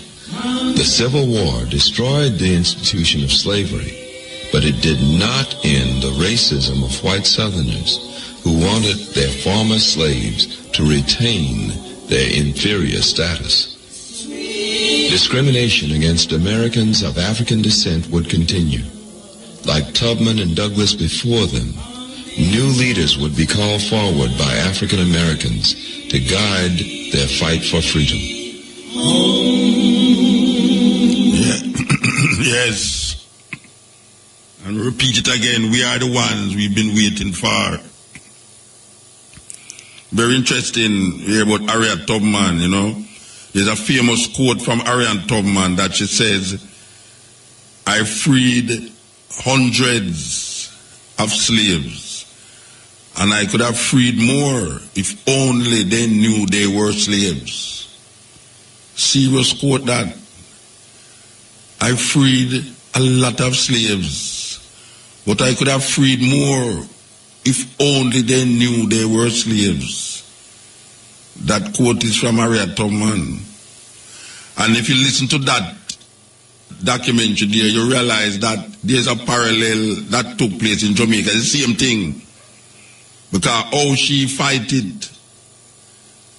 And I was just talking about how the slaves used the church to free themselves from slavery and to plan rebellion against the slave master. There's no church in Jamaica that is doing that. Because the church in Jamaica is complacent and it's part of the same system that oppressed the people. In those days, the slave used the church. You matter about steal away home to Jesus. One hearing that song would believe that the people them get converted to Christianity, but them using what them have at them disposal to free themselves from bondage. So when the others hear steal away home to Jesus, you know say, I don't know Jesus, I don't know heaven them a talk about, or Canada them a talk about. So we know that in Jamaica that was also used. That was also used by a lot of people who claimed slavery, who said they were slaves, including Paul Bogle. Who Paul Bogle, them say was a deacon in the church, and a what them call a brown skin Jamaican, a brother named William Garden. I'll forget all him name. I'll forget all him name. Stop, leave me away. William Garden died because of association, not because of nothing we him do. We will know that and get that straight in our head. That William Garden was not fighting for no Paul Bogle. William Garden get killed because of association. He was hung because of association. I don't know how he become national hero. You have a man named Mr. Sherlock who wrote, and them have them taped up at university, you know. Them have them taped up at university, you know, when Sherlock talk about what did William Garden do to become national hero. What did William Garden do to become national hero more than he was associated with a rebel? Them say, show me a company and I will tell you who you are. And the only reason why William Garden was hanged was because he was associating with Paul Bogle. It wasn't because he was planning anything against white people. I was part of no revolution or nothing. But he was also a Christian-minded person.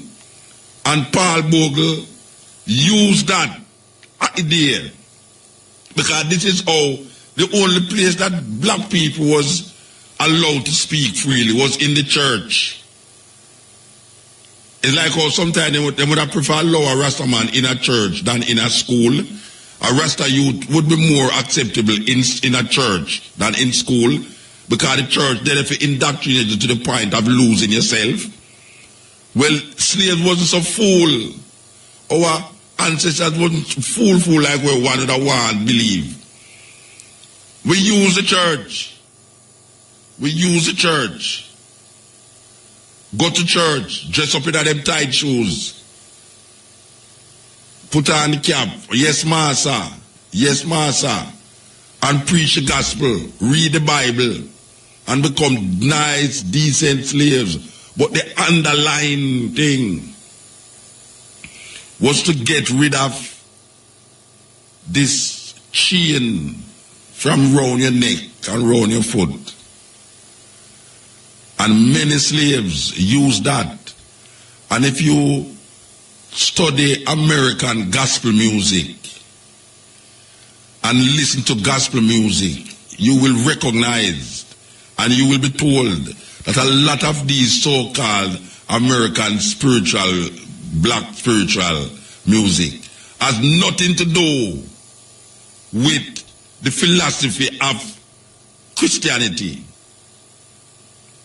Nothing. It has nothing to do with the concept of Christianity. It has something to do with liberation and how you're going to use coded messages to liberate yourself from these colonial slave masters. So we have to recognize that also in our ancestors. We are the ones we were waiting on. Are we? Yes, Mr. Baruka, the most honorable. Yes, sir. Blessed man. Oh, you do, sir?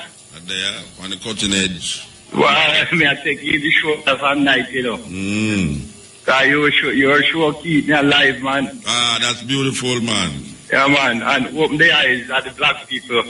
Yes, yeah. I want to say to you, have you ever learned about a black man named Isaac Edmund Stone Barnes? No. All right. He's from... We were born in Hyoban Street in Kingston. Okay. From one of the slave girls. Let us start again. There were two brothers named Barnes. One named Charles Barnes. They sent from Scotland, Ember. Come and work and come run the plantation and name St. Elizabeth. Down where Alpart is. So they spread the family in Stephen Run, 50-yard Barnes baby born in a one little mud hut. And they spread the family. So, hello? Yeah, man, may I listen, man. Yeah, so in the late 18th century, just about in the 1850 something, 1840, the plantation run down. So one of the brothers, I don't remember his name now, but William Barnes, no, the other brother went to Kingston and buy out Hyoban Street and build a lot of building up there and establish a church somewhere of 154 Orange Street. And then that's the time he get Isaac William. That's why that's the time he get Isaac Edmund Stone Barnes. Okay. And he went to Calabar High School. Maybe it was in Trelawney and or thereabout. And then after he leaves, when he was going to Calabar, the white guys, they had 2 times in a religion and all them sort of thing. And clergy, and he denounced them. Instead of they preach, they preach love and humanity to their fellow men. They preach in hate. Yeah, so after he leave college, he went to university The first university where Jamaica College now, then downgraded from the university But to Jamaica College. Him was not slave, man. No. No, he was not slave because he had about Calabar School and University and all them something there. Yeah, but Isaac Edmund Stone Barnes went to the college. Yeah. To the first university, from the college, Calabar, to the university. Yeah. And the first university was established with one of the bands from St. Elizabeth, the same ancestor. Okay. Right, fine. And he do a course in civil engineering. Right, it's a long story, one of the richest history No, but that wait, hold on there. So why you tell me this story about this specific person? Yeah, because the writer said that he was the greatest author on the face of the earth planet. He was 100 years above. The greatest what? He was 100 years above with knowledge on the earth planet of Isaac Edmund Stone Barnes. Was 100 years above? Above. That's what the writer said. Which writer? The university writer said. Where the writer name would say that? I don't remember because I don't have the book in front of me, but I want to make contact with you and take the books. And you have other books we can take. No, wait, we're not talking about the other books now. Which book, this story that you're telling me about, It's marked colorblind in a white man world. Okay. Colorblind in a white man world. Yes, in that book, it tell you about this Jamaican. Yes. Where he does talk about who used to go Calabar. Right, sir. And then them say him is the. What's them say him is what? The greatest author the earth planet have ever seen. He was 100 years above everybody with knowledge. Oh yeah. Yeah, he could look on the style and tell you that gold is there, okay, diamond is there, oil is there, and all of that. And when he was 21 years old, he come back to name and required the estate in his name and name alone and started to plant banana, planting and other fruits. Okay. And started to export. At that particular time, it was eight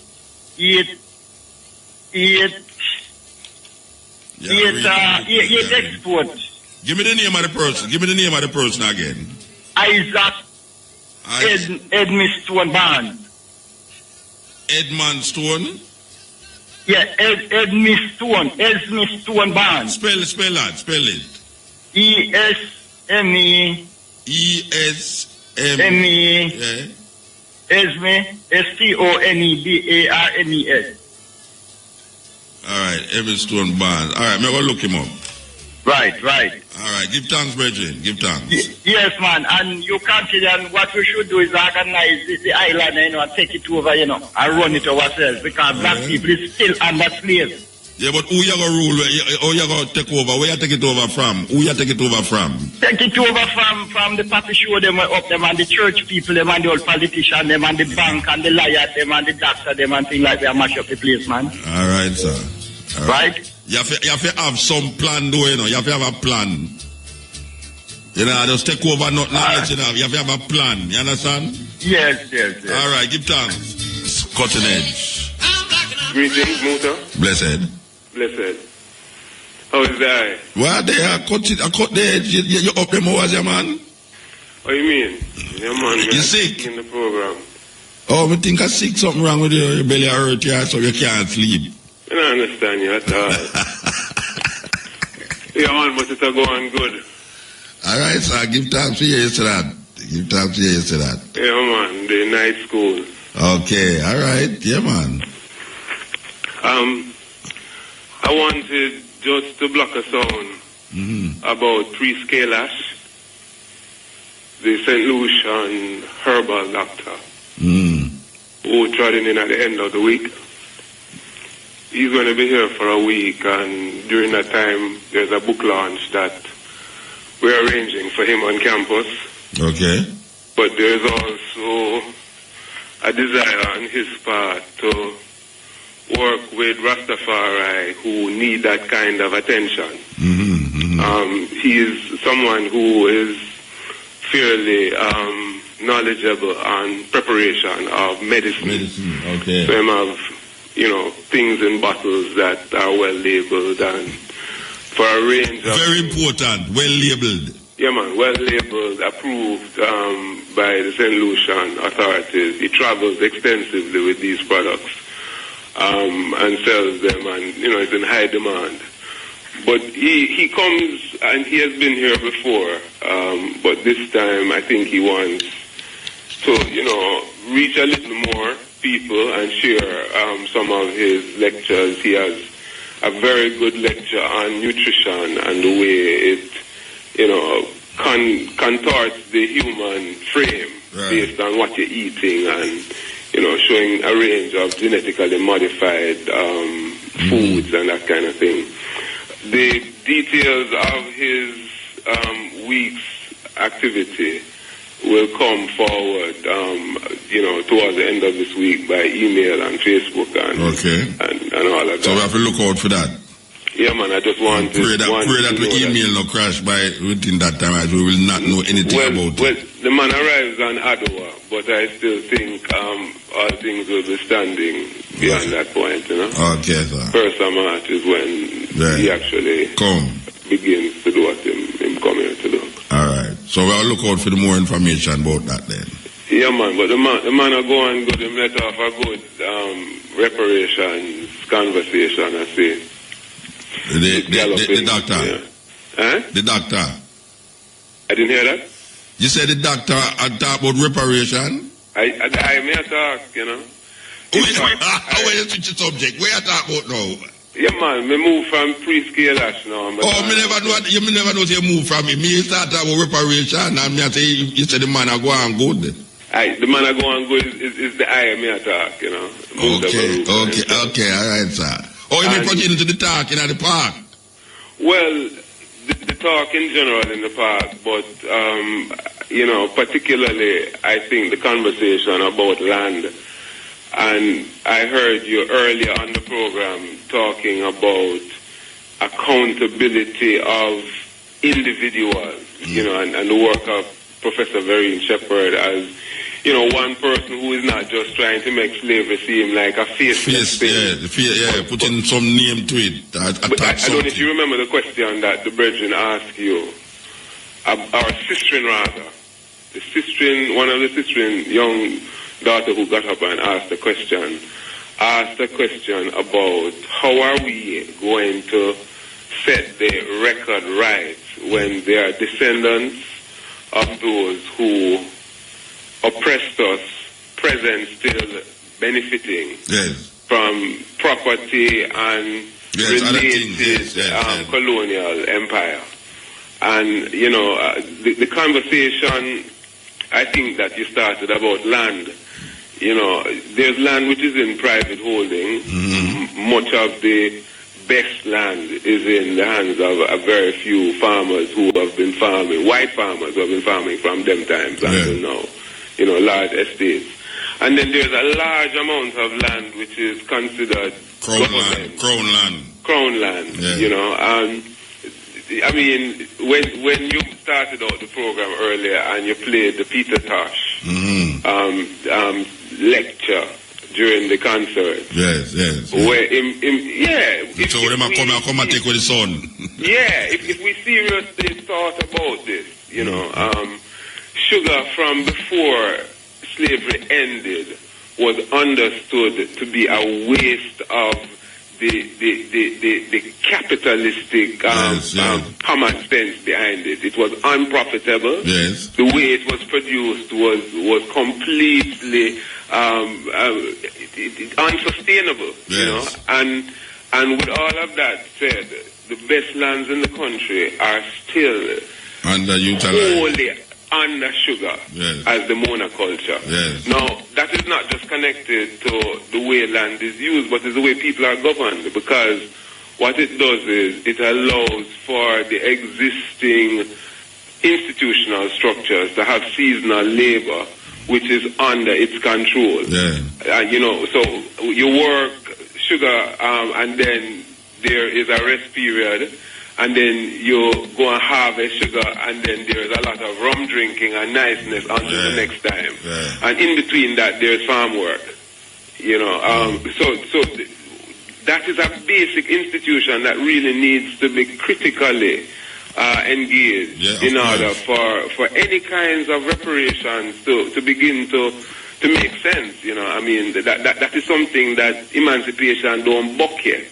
Yeah. You know, and we understand that emancipation is a process, but yeah, so what I'm saying is I completely agreed with the conversation that you began about land, you know, and we're avoiding it. Jamaican land is, the average person will not be able to, in their lifetime, buy a piece of land anywhere in the city. I we should not buy because there's unequal distribution of land. It's not that there's not enough land for the 3 million people. It's just an unequal distribution of that land space. And you know, when you think about it, you know, if you have the first conversation about reparations in the post-slavery era that really took hold is the idea of this 40 acres and a mule that the slaves should have been entitled to. Yes. And that is a principle, right, that if commonly applied, what you're really saying is that I've given this man not only the land resources, but the mechanism to turn this land over. You know, I mean, he just needs to put a plow up on that now and go on. Yeah, there's no reason why you should just let go a man and tell him to go and go fend for himself, and him, where am I going to fend on your land? That means you charge him for trespassing, or him going to rob you and kill you and take away what you have. It's two things. It's either you're going to charge him for trespassing and shoot me, or me, I'm going to kill you and take away your food, because I'm not going to have no food. So basically, it's set up in a way that really... me, I go kill you and take away your food because I'm not going to have no food. So basically, it's set up in a way that really there is no real emancipation that occurs. No, definitely not. You know, definitely not. And that is a part. I mean, the reparations conversation, which is legal and historical. There is now a social dialogue, which is an important part of that, which is, you know, to make sense of these systems and institutions. And that's what Rastafari has consistently done, which is why we even reached this point. Yeah, but why you, if you follow the reasoning on the program a while ago, when we are talking about this, is the same people that were bringing in slavery? Is the same people them now control the IMF, and we must not feel like it's not we the partnership them. That is part of my trying to narrow the gap between these people who say them no responsible for it, and we who say we is just descendants from these people. But Muta, the slave ship is now in New Kingston. Yes. As the embassy that we now line up and pay visa fees to go into. Yes. And 1 in 10 who actually get through and actually get the visa, there's another 9 that them tell, come back. Come back, yes.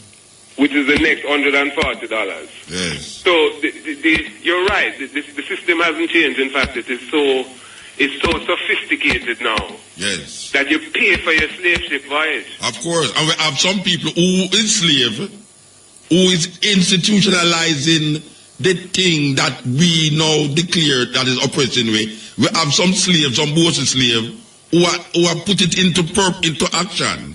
You know, where we call them government and preachers. Where these people now is not looking like the people them in our Britain, looking like the slaves them, dressing like the people them in our Britain, and we have them at our trust. Well, the point is that people take for granted Western civilization as civilization. And in order for you, I mean, and it's global now. I mean, and this is the way that Rastafari is original in thought, because we are probably the only people within the global space that not trying to be Western. Yes. In a political and cultural sense. Yeah. And so the best and most advanced among us, if them really don't start to interrogate them identity within the space of Western dominance. Yes. And to position themselves in a critical way against that, then them is a part of the oppression. You know, Definitely. Another classic example is I meet a Rastafari youth, a brethren putting on him locks, and he must shave up him face side. So I said to him, that's a part of the fullness, you know. He said, no, sometimes you need a work and you have to look a certain way. But I say, but we are suggesting that looking the way we look naturally is unacceptable. And the more you transform that look, to tell them that you also think that look is problematic, then is the more you pander to that, you know. And so may I say, in a way, it is so rooted in what people think is business convention. Yes. In relationship to the European domination of the concept. That living in the illusion of the European domination, we feel say to be accepted business-wise, this is what we have to do. See, in my mind, the reparations conversation, in fact, I hear you talking about it in various different ways, like last Thursday. The levels of transformation of thinking if you think about it, recently there's a big newscast about cancer and the amount of people who are likely to get cancer in a couple of years, yeah. And then they go on in the same report to say that developing countries are most at risk, and then they talk about the risk of sugar and we can't remember the other thing that they mentioned. Yeah. But is everything alcohol, sugar and alcohol, I'm saying. Sugar and alcohol, which is this was the reason for slavery too. See, can you imagine that now? No, the same people them who in slavery are telling me say one of the main causes that will kill people in the future is cancer, and we must cut down on our sugar and alcohol. And the problem is now that we, as the source of these things, are well addicted. Sugar and alcohol. Our thing of a sweet. So white people now move away from the sugar and alcohol, and we know it's planting it to maintain an internal slavery to the thing. But, you know, Muta, you touch on it now, you know, because coming in from Africa, those are two of the serious problems that they are encountering. Cigarettes are dirt cheap. Yes. You can get a 20-pack of cigarettes for 100 Jamaican dollars. Yes. Almost everywhere. Everywhere you go, cigarettes are very cheap. So there's a big youth interest in this Western habit of smoking in that way, right? But the alcohol is quickly. I mean, South Africa bad. There's a lot of youth interest in alcohol and consumption, even, you know, turban wearing youth. Yeah, but if you also too, you have to go to South Africa, right? That's all. Well, you know it go. But the point I'm making is that without any sort of reservation, you know, and so in a sense, the poisons that they have nicely constructed are well embedded now in the developing world. This is what the report says. And in the psyche of the people them who is seen as slaves. We have enough work to do. Yeah, man. Give thanks, brethren. Give thanks. Yes. Serious thing. Slavery was about sugar and rum. Now, we see that the consumption of sugar and rum, which these studies is showing you, that cancer will be increased in developing countries in the next so much years. Cancer will be increased. And they are asking us to cut down on our intake of sugar and rum. Meanwhile, back a yard, we are looking Chinese them for plant more cane, to make more sugar. That them can now take the dark sugar and go bleach it out and sell we back for twice the amount of money where it costs for produce it. Can you imagine that? We produce dark sugar, we ship it to foreign, them do what they want to do with it and call it granulated sugar, and send it back to a white like snow, like cocaine, which it no make no difference between it and cocaine. There's no difference. Continent. Blessed. Ah, yeah, you're tune, man. Yes. Them tune, them tune is not pleasant to listen. Yes. But it's a reality. Of course. And we are the black survivors, you know. Of course. We just give thanks to be here because what we've been through is unimaginable, you know. Yes. Yes. But give thanks. Give thanks. Give thanks to the waxes from the beginning. Peter, that's Peter. Yes. If it is possible, you can play that again. Which one you can choke in. Peter, Rastafari is. Okay, all right. So if it is possible, give us some more. And let us confirm that Sealah, spelled S-E-L-A-H from Steel Poets is really on that tribute to the Martyrs album. But me have the tribute to the Martyrs album. But it is there. I don't know how they are not seeing it. All but right, anyhow, me will get it. Just yeah, man. because of you, me will look it. We love to make, even in this program, you're right in the midst of Black Story Month, we love to make our simple spoken word, smitten spoken word contribution. And it goes like this. Not pleasant just like ship ahoy, but it's the truth. Black like tar, in between a brown as chocolate bar, still not shining as a star. The reason is near, not far. You don't know who you are. Give thanks to your Congo. That one was short and spicy. Black and supremacy. I didn't expect more. You catch me half guard. So, yeah, man, give thanks, man. Give thanks. Give thanks to truth. Black like a tar. Yeah, man, black up black. There, you know. Yeah, man, first strong. The poetry vibes there, when touching, you there you play some poetry there, last poets and thing. Oh, last week, yes.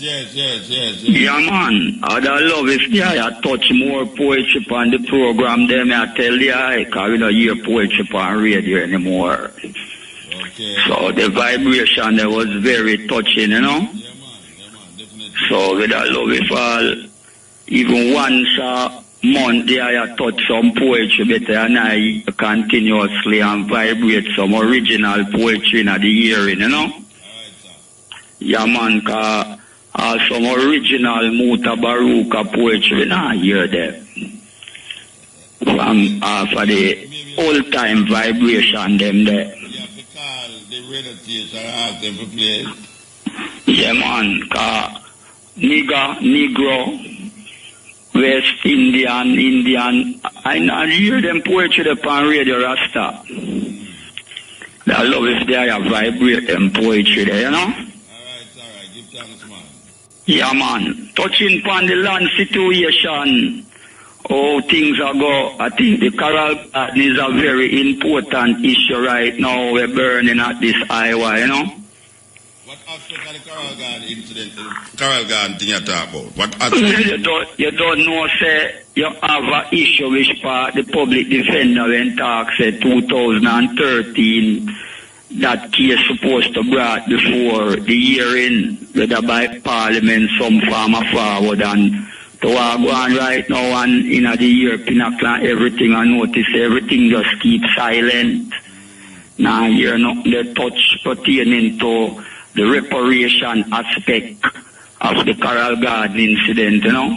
So with the Coral Garden, what them call it, administrators them, not them, you're supposed to direct that to man?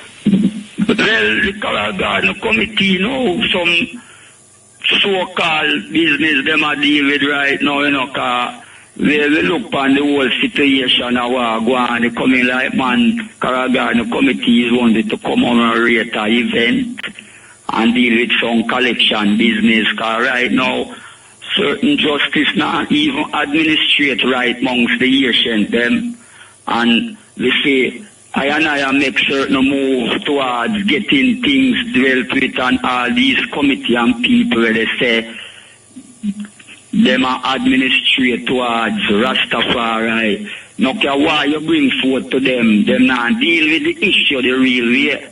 So right now, We are called for a certain one like the item now and concern Rastafari citizen. We need an independent auditor to audit them thing. So right now, just like how one... Hold on. Where you say you call upon me and want them to do it? Forget auditor? Oh, you mean, cause if then why you call upon me? Why you don't go out there go find an auditor to get the thing audited? Why you call upon me? You see, true. The item is one where agitate strongly around certain issue when it comes to the Black Liberation Front, like all them thing. The item voice is very significant and important. No, but you don't need no voice to get an auditor. You see, true. You get an auditor. You don't need no voice to get auditor. You look a free auditor. Oh, you mean we are look free auditor, yes? When we are say auditor, we are talk like concerned citizens' voice within the administration of Holland. Rasta have too much problem. Huh? Rasta have too much problem, Rasta, because every day... How will it a problem, Rasta, yes? Yeah, so what me I say now, you want to investigate some Rasta, and you are call upon people now who is auditor to go investigate Rasta. Because you don't have no trust in the ones them who is set there to do things. You call upon people now to go investigate Rasta. As concerned citizens of Rastafari.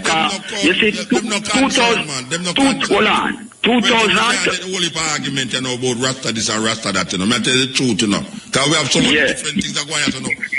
You cast aspersion for a group of Rasta. And then now you are telling me now, so we must go get audit or go audit Rasta. I know you figure get it. Yeah, but that you just tell me, say me who have influence, for go find some people. No, we say, concerned citizens of Rastafari is now calling upon one like the I know. Who is the as one who agitate. Who is the concerned citizen of Rastafari I can't do it? Who is the concerned citizens? Why? Explain to me who is the concerned citizens that call upon Mutabaruka? Who is the concerned citizens? Where them come from? I personally are one of them, and most of them come from Mobile. Are you one of them? Are you one of them? No.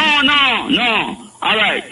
Well, what I want to ask concern Rasta. I am one of the voices that speak right now as one of the concerned Rastafari. Everyone can talk one time, so one voice I go utter right now. You are the concerned. No, well, one voice and my voice I go utter. Yeah, you are the concerned citizens we don't trust the ones them who call them the Coral Gardens Committee. So because you don't like the Coral Gardens Committee now, you come on the radio now to discredit these ones, to come tell them say them need audit. And you forget the audit because you have concern. I don't have no concern about them. You have concern about them. You go get an auditor. You are the ones them who go get auditor. 2013. I was one of the frontline brethren them. They even pushed the vibration towards a public event and march out there. Yeah, and you know why? There was me no want the conversation here. Me no want the conversation here, Rasta. Because I just don't think no Rasta want to fight against Rasta. I not see it important now. It's not important. What you said to me now have no importance to me. Because all you want to know is try to cause aspersions for other Rasta. That's all you do. So I want to ask the I know. The I know see it's important. Find auditors to go audit the rest of them who you not trust. I trust them. I trust them. I have nothing against them. You have something against them. You go find auditors to go audit them. Or we don't want them who's concerned. I know The I know no concern pertaining to the elder. Hold on, concern about nothing. That concern with nothing. I am not concerned with nothing that you're saying. You are fighting a group of Rasta who you don't trust, and you want me to go get involved in it. I say, you go find an auditor to audit the Rasta them who you don't trust. Don't come break me night. Don't put me right, me hear that. Yeah, so we done the conversation now. These are different topic and levels of the thing now. I don't concern about I and I getting reparation and brought the incident towards the court. They never hear we just talk about reparation. You never hear me and the brethren before I talk about reparation. Yeah, so what about the Carol Gardner incident that brought into court from the public defender point of view? We say in 2013, this thing would have brought before the court. Why the I voice is not agitating towards that? Yeah. Don't come question why I'm not doing and why I'm not doing that. Don't question me about that. You're not in no authority to come question me about that. I am saying you so are then the one. Then it's not a part of reparation where the I interested in. You is the one who is aggressively against a group of Rasta. Because not against. So here we are going to know. You see the auditor where you want to audit them? And I call upon me to get involved in it. I do have no problem with the people them who you want to audit. So you shift from the auditing. No, I'm not shifting. You go down to Montego Bay tomorrow morning and find a company who is sympathetic to your cause for audit them Rasta there. And the I, yeah, I don't involve in it. I don't go and get involved in it. All right, I hear you. So the I is not interested in the reparation. Don't question me about my interest in a reparation. Talk about some girls now. Girls. We want to talk about girls. What kind of girls? Any kind of girls. Talk about girls now. Don't talk me know why you're not more about no reparation from you personally. Because you is intent to fight. And I not into no fighting right now against Rasta. We have too much fight to go on. No, we not talk about fight against Rasta. We talk about reparation against the state of what took place against Rastafari. I don't want to talk not more to you about no reparation of Rastafari. Because why you questioning me about that? Why you questioning me about it for? Why you questioning me about it? It not seems like that is into the ear of the eye them to defend the case against the injustice that done to Rastafari and the rest. Well, see him like, oh, you don't feel say, you feel say that other people, they must get added. Find some way for discredit me now. Find some way for discredit me. Say, Muta no interested in them thing there, you know, him this and him that. Just like what you talk about the other Rasta there. No, you can't tell me how me put it to the eye. Well, don't question me. I assure the eye, say, since we are talking about reparation. Bridget. We are talking about reparation. Look to me now. I'm going to lock you off, you know. We're not talking about reparation. You don't want to hear about reparation. No, I don't. Not from you. Not from you. I don't want to hear from you. Anyway, you have to move, Bridget. You have to move. Yes, this is the Cutting Edge on RFM, you know, so we'll be back here a little more from 2 to 5:45 with the stepping razor, the art of war. You know, the brethren just broke my vibes a while ago in relationship to where we that try bring cross to the people them this Black History Month, you know, to bring up something where do have nothing to do with nothing more than him have a personal thing against a group of Rasta. And Rasta seem to fall in the same trap like people who them a fight against. Because I don't know why him have this animosity against this committee. And him don't want to do something. He might try to get the whole world involved in a film fight against the committee. I do have nothing against the committee. I do have nothing against this committee. It's him have the fight against the committee. Why am I bring me in it? Don't bring me in it, brethren. I'm not going to help you fight against the committee. I do have nothing against them. You understand? And we have spent so much time at try discredit each other that we have missed the boat. You know? And we can't bother go fight against Rasta when other things are fight against we. We can't bother with the fight against Rasta. You understand? I mean, no, say all for Rasta fight against a whole heap of Rasta out there, but me can't bother take up that strain from my brains. You understand? If we go find Auditor General, if we go audit Rasta, because me no feel say them a deal with the funds properly and them thing there. Where you bring me na that for, brethren? No bring me na that, man. No bring me na that. Me mind, my whole karma and my whole perspective is not into that. We're talking about reparation for the atrocities that the government do against Rasta, We're talking about reparation for the atrocities that Europeans did against black people.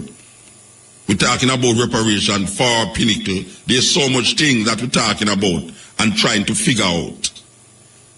I don't have no time now to talk about a group of Rasta who I don't trust, and I need no Jamaican people of concern, for concern. Jamaican people don't care a damn about that.